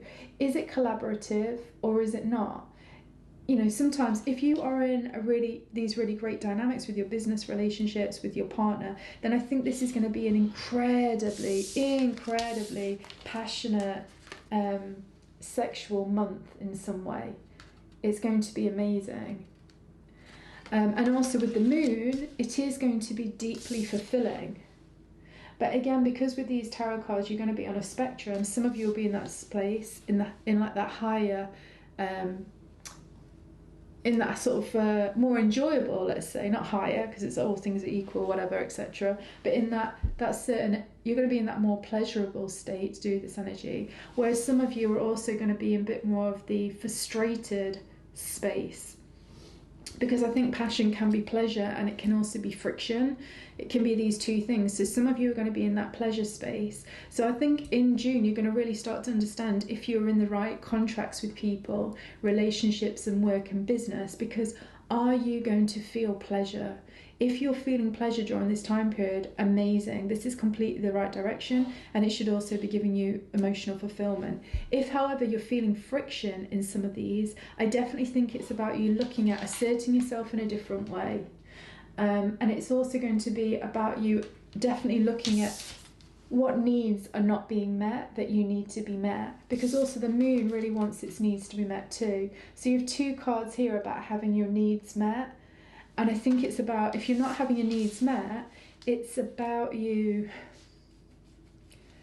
just asserting yourself in a certain type of way and taking control rather than the situation or the person taking control of you. Because the Devil card, again, can be ruled by Capricorn, is because it also is this control aspect. The thing is, Mars also wants to be assertive and be the leader. So Mars also wants to take control. So again, there is a thing about power plays. If you're in this place of friction and not pleasure, it's about power plays going on. If you're in this place to do with pleasure, this is about things really being created within these business partnerships and these unions. So it's really interesting. I see two very, very different spectrums coming off of the Aquarius energy, depending on where you're at with life. And I think it's down for you to just be honest with yourself to know, well, which area you're at with life, if that kind of makes sense. But now let's just pull a few more cards. What do we want here? Let's find out some more information. I think I'm going to go with...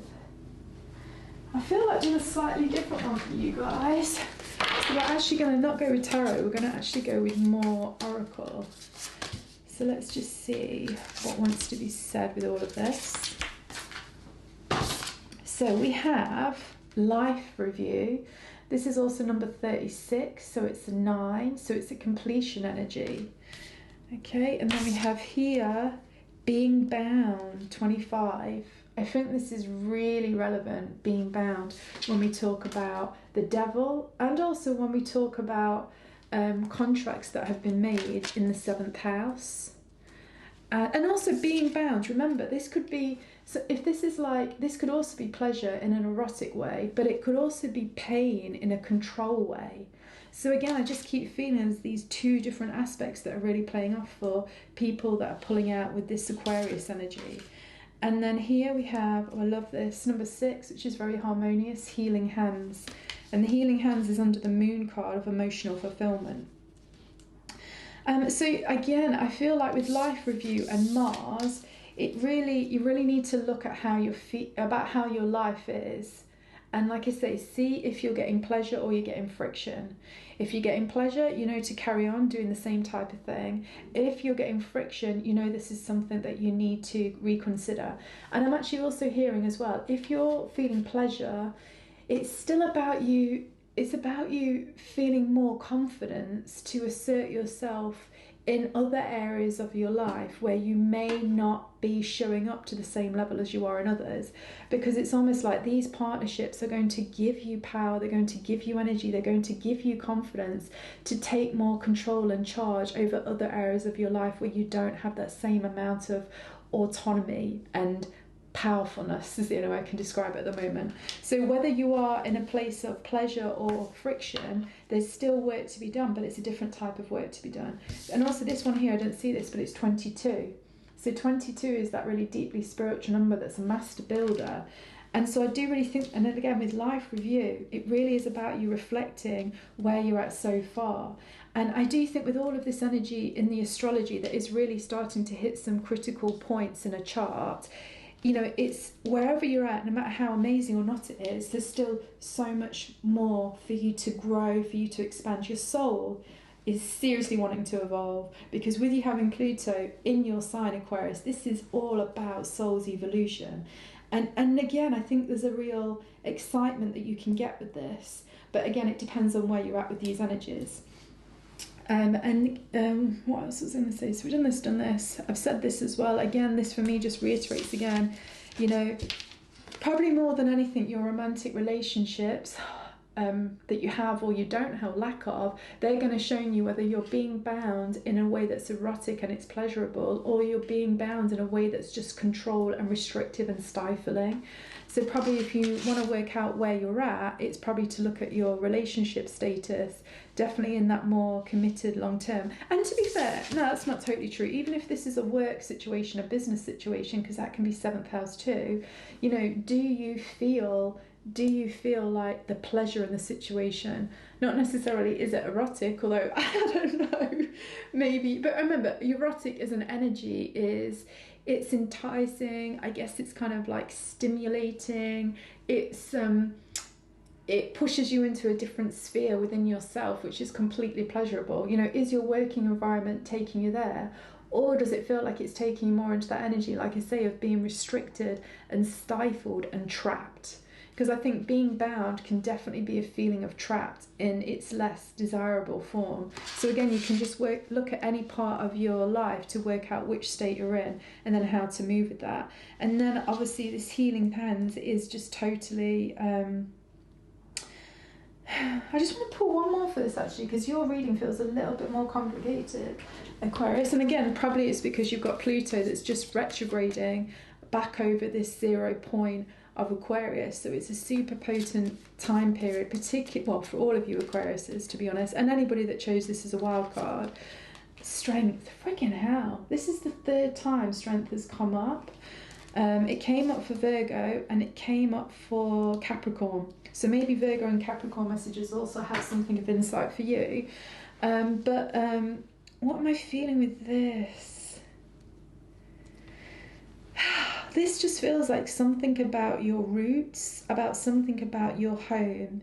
I think it's really important that your home life is nurturing to you right now. And if I remember, this is where you've got the conjunction, as this conjunction energy of the North Node and the Jupiter at 2 degrees Taurus, which is in the 4th house. And I do just get this real feeling that, you know, the healing and almost like the stability and the emotional stability, because it came under the moon here, it comes from having a really great feeling of security at home.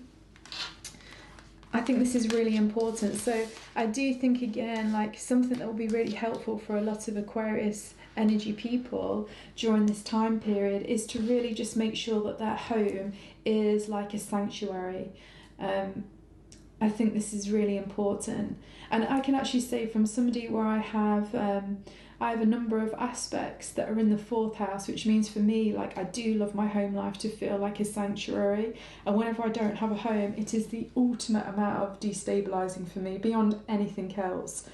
Like, I really need that rooting. And I just feel like with you guys, because there's potentially lots of different changes that will happen, in many different ways, but ultimately incredibly positive, I think it's really important to have this really nurturing sanctuary at home. And so for some of you, because I know that some Aquarius energy likes to be in a group, but also likes to spend some time alone. For some of you, this might be you need a certain place in your home that you can just be at home by yourself for a bit, nobody else there, or there's a certain room or space or something like that.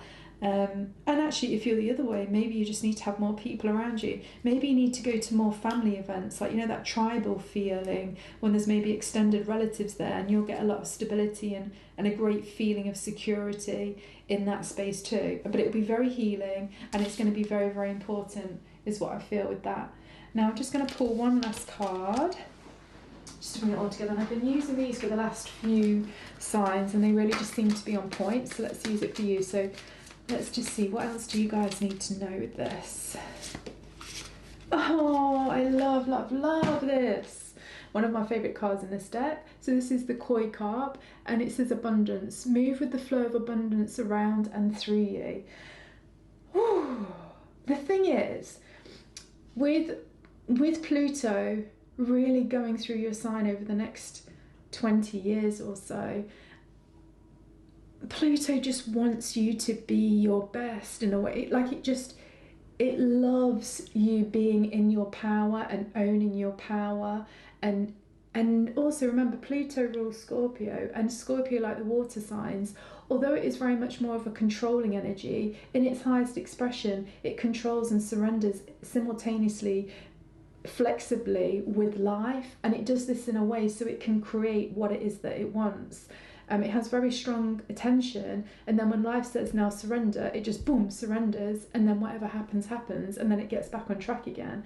And I feel like this is an energy for you guys to also be working with, but it just also feels like, you know, no matter what is going on, or matter how things feel, great things are coming to you. And actually, this is what I'm really feeling, this thing as well, that advert, the Guinness advert, great things come to those who wait.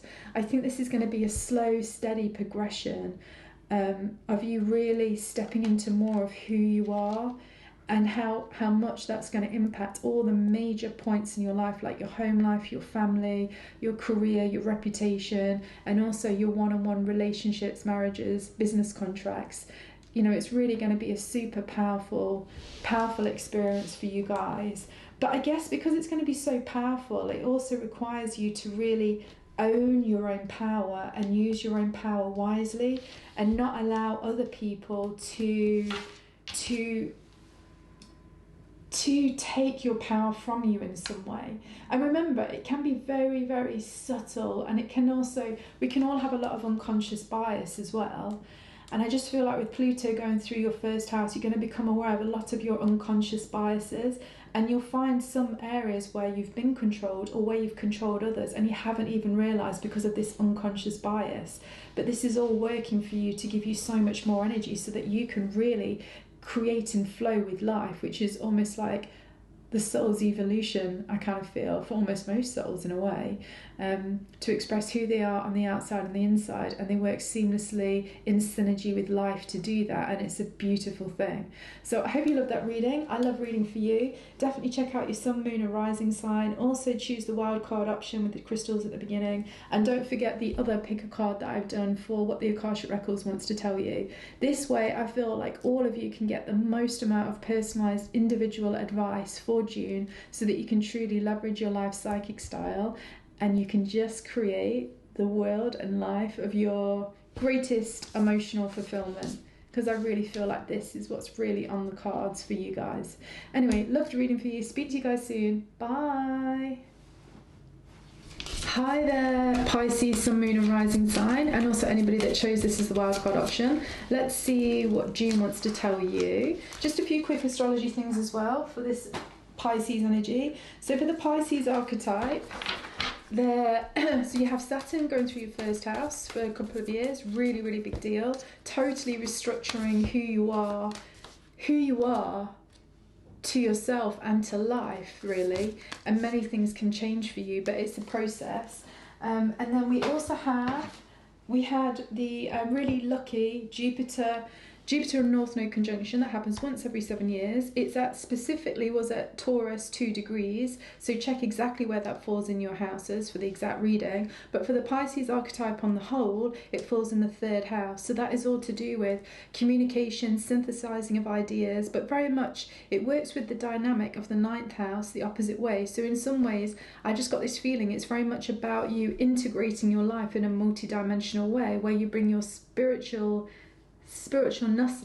I don't know how to say that, like your spiritual part, and you bring it into your day-to-day interactions to basically help leverage your life. And obviously, being a Pisces energy, you deeply understand intuitively the spiritual laws, the spiritual realms, and all of that kind of thing.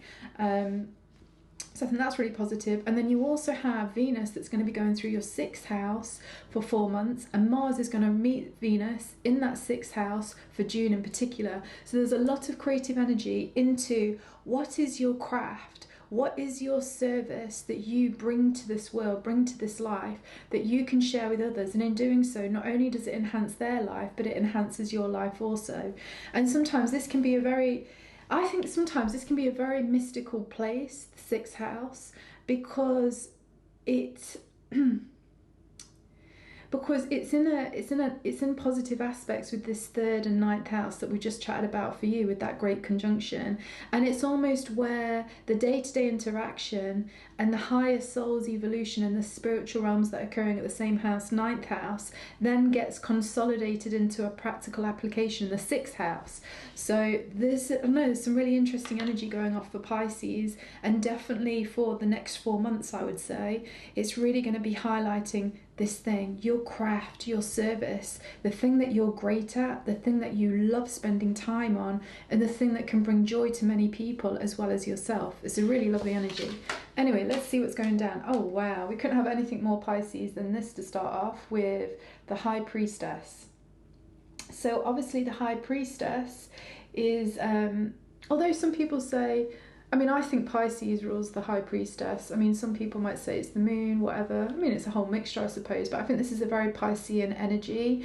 And it's a very kind of Chiron energy, but Chiron in its highest manifestation, where it's gone past healing, gone past being multidimensional, and now it uses its psychic abilities to help itself and others, which it looks like this person is literally going into the circus, and it feels to me like they're going for a tarot reading. So I love, love, love that. So I guess, again, this is just reinforcing this thing about you're really bringing the unseen worlds together with the seen worlds, and you're creating something which is almost going to be your own personal work of art. And there's a word that you use for that when you create your own unique part of art, and I can't think what it's called. It's a really nice word. I can't remember, but anyway, it's that. It's a very powerful time period. Oh, no way. Now we also have Neptune and visions. Well, Neptune rules Pisces, so again, this is a really strong month for you, Pisces. So then we have Mercury, messages, and interestingly, Sagittarius also had messages, and Sagittarius is another mutable sign like yourself, so I don't know if you might find something in that reading as well. And then we have square, semi-square, conquent, so this is tension. But I do love this. This feels like creative tension as well. This really feels like creative tension. But it feels like something's in the process of being created, and it's not still fully created just yet. So I think that applies to whatever you might be trying to create, trying to manifest. Because I do really feel like Pisces for June is... it is... really a time when you're going to start to be utilising the unique gifts and abilities that you have. And it really feels like there's a lot of supportive energy that's really wanting you to do well and like achieve lots. And I do feel like there is something about, I think there's a lot of energy that's going to go off with you guys, because Mercury rules Gemini, which rules the 3rd house, and we know the 3rd house is where you're getting all this good luck and fortune in. But the 3rd house on a deeper level is the synthesizing of the many different types of realities that are around you and amalgamating it to then create your highest potential of your life in whatever way that is. And the High Priestess, I always think the High Priestess, me and my best mate used to call highest potential HP, which then you could also say HP is High Priestess. So I always think there's something really quite sacred about a sacredness when the High Priestess turns up in a reading. And it makes me feel like you are on again, a bit like the Sagittarius reading that I did. You're on this kind of journey. You're on this kind of quest almost, but it's a quest to consolidate yourself in physical reality rather than you going off on a spiritual journey. You got that down. Now it's about taking all of that innate spiritual awareness and understandings that you have and amalgamating it into the creation of something in physical reality. And I do think this is what Saturn is going to be doing in your 1st house, because it's going to be changing you in a way where it makes you way more practical, realistic, and that you're able to use those practical, realistic skills and now apply them through the lens of your incredible perception of multiple different worlds and realities with your psychic self. And in doing so, you're going to start to create something completely new and unique and original to your own life. And again, I see this as because this is the psychic part, the Neptune, the visions, the greater perspective of things, the awareness of multidimensional of life. And then this is the day-to-day realities of life, which can be the third house, which Mercury rules, but it's also the amalgamating, because you can see these two snakes like coiling together, and that also makes me think Kundalini energy. And Kundalini energy always think pushes a soul to get to their highest potential as well. And interestingly, that Kundalini type energy is right under the High Priestess energy, and we've even got the moon in here as well. So we've got so much intuition and guidance that's pulling you.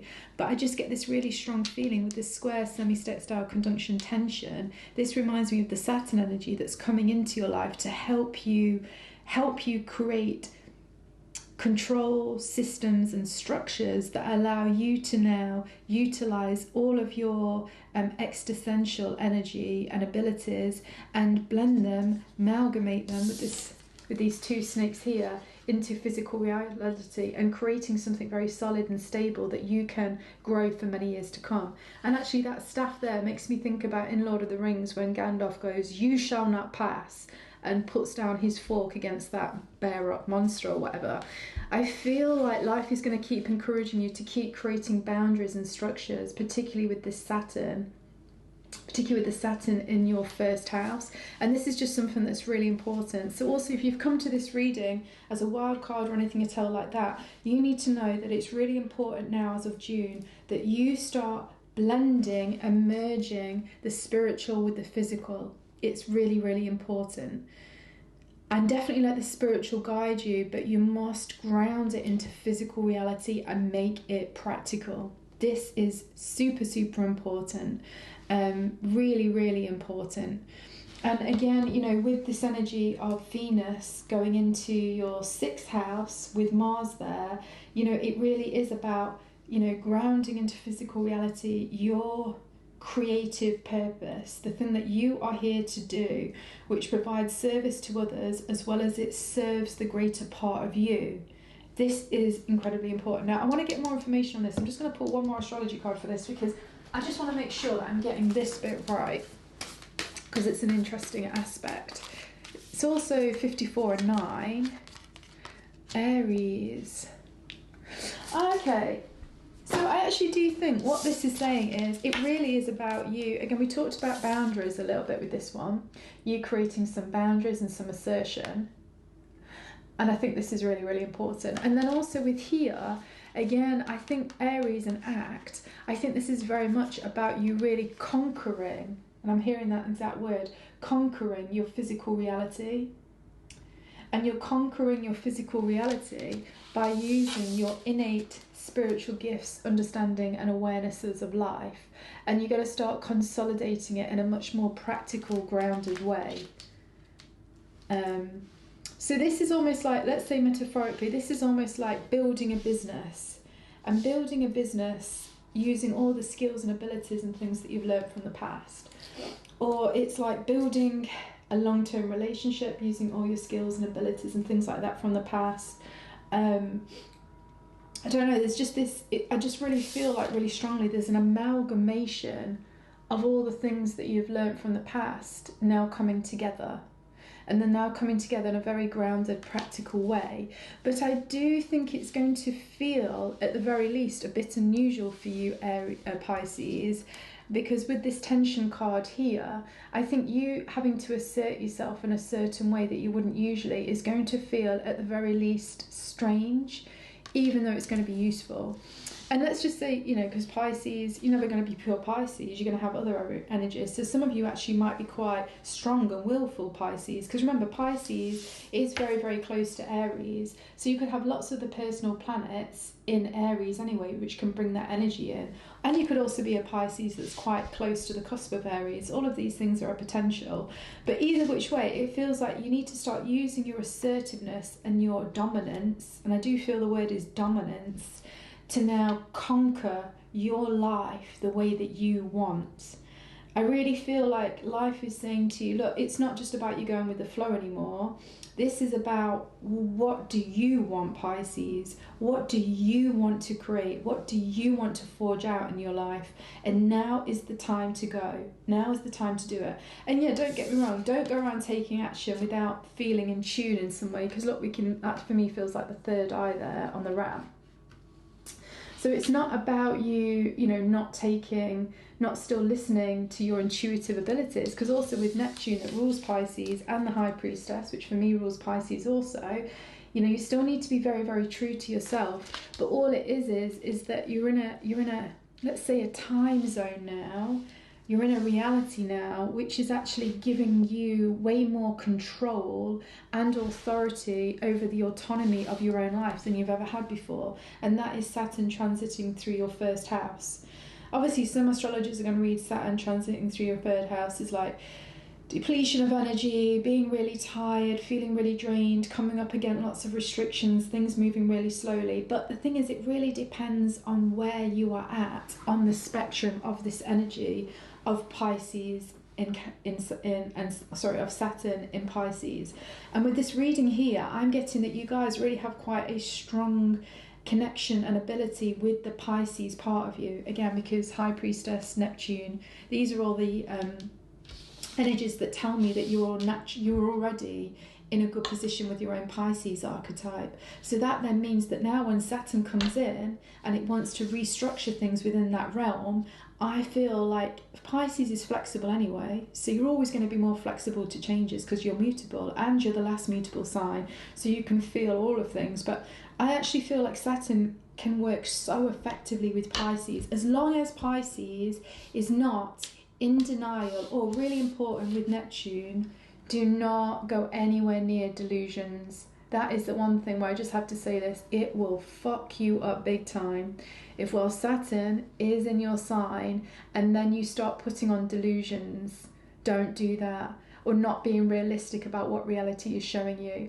And also getting seduced by glamorous ideas and perceptions of life that aren't rooted in reality. It's so important that you're fully rooted in reality now. And then I actually think for a lot of you here, it's going to work really well for you, particularly in June. It's just going to give you even more like gravitas, I feel. Like I can see a vision of, like, you know, when it's snowing and then some lorries put those actual chains on the wheels so they can grip onto the ice even better.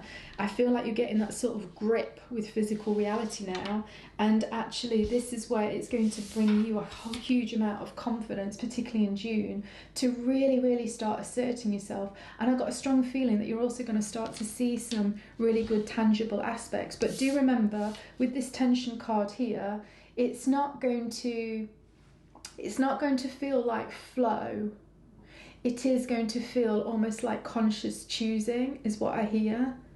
It's going to feel like conscious choosing. Because again, Aries does choose. Because Aries is, I am this, boom.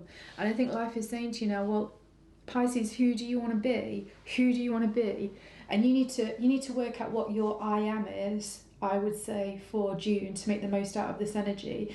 And then once you get a really strong physical anchor with your I am, and make it practical, don't make it I am spiritual or anything like I am, just nothing like that, nothing flaky, stay well away from anything flaky. I am a business owner, I am a great romantic partner, I am an amazing mom, I am an amazing architect, I don't know, get some really solid, practical, tangible I am, and then your intuitive insight, guidance, guides, multidimensional self, whatever, will help you guide that I am. And that's the best way to work with this energy. And in fact, that's what Saturn wants you to do. Now let's just pull a couple more cards. Although I really do think I've kind of nailed that. That's really what you need to know. But let's just see. Whoa. I'm going to put those back in. Hair falling out. No, let's go with... No, I'm putting them back in. Because this is the thing. We're not going with the flow. We're being assertive. We're choosing. Do we want to turn those cards? Do we want to choose some more? We want to choose some more, so we're doing that. You see, this is the kind of energy that I mean for you guys to bring in June. We're not reading them reversed either. They're all going to be upright. So let's see. We have... Oh, love this card. It's my favourite. I always love the Fool. So Fool under Neptune. So again, a totally new way of you asserting your psychic spiritual self in physical reality is what I feel with that. Love this. 10 of Cups, 10 of Emotions. So that is straight under Mercury. Again, this is what I said, like this synthesis of your physical and your spiritual worlds synthesizing and coming together. And this is going to bring you so much emotional happiness. You see, this is where I just got a feeling that Saturn in Pisces is going to be really helpful for so many people that have a strong Pisces archetype, because Saturn is going to give that grip that Pisces archetype doesn't naturally have, but actually feels incredibly supportive and nurturing to a Pisces energy. And then here we have Muse of Materials, which for this is Page of Pentacles. It's a really cool card. I love this. And again, this looks like going on a journey. And this comes back to the beginning, but I said that it feels a little bit like you and Sag are kind of going on this sort of journey. But I think Sag is going on it a bit more on a spiritual level, and you're going on it more on a physical level. And obviously Pisces and Sagittarius energy are at squares to each other, so it makes sense that they would work with similar energies because they're both mutable, but they'll work with them in different areas of life and different positions because they're at a square. But yeah, I do really feel like as well with this card, so I'm just looking at it myself. Ooh. I just think as well, like, the Page of Pentacles, again, this is just more indication that it's time for you to just be very, very grounded, practical, stable, do the due diligence, do all of these really earthy, practical, Capricorn-y type things, because obviously Saturn rules Capricorn, but bring in your beautiful magical abilities as a Pisces. And this is where there ends up being no limits to what you can create, because you already know how to conquer one realm, this unseen, mystical, psychic realm. Now it's about you really taking all of that insight and applying it to your practical reality to now create a life that is of your dreams, quite literally. Now I'm just going to pull one very last card here.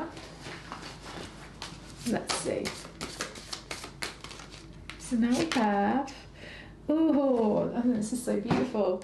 So we have Butterfly, and it says emerging, take the leap of faith.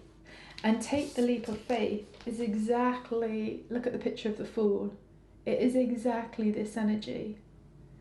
So I think this is just massive encouragement again that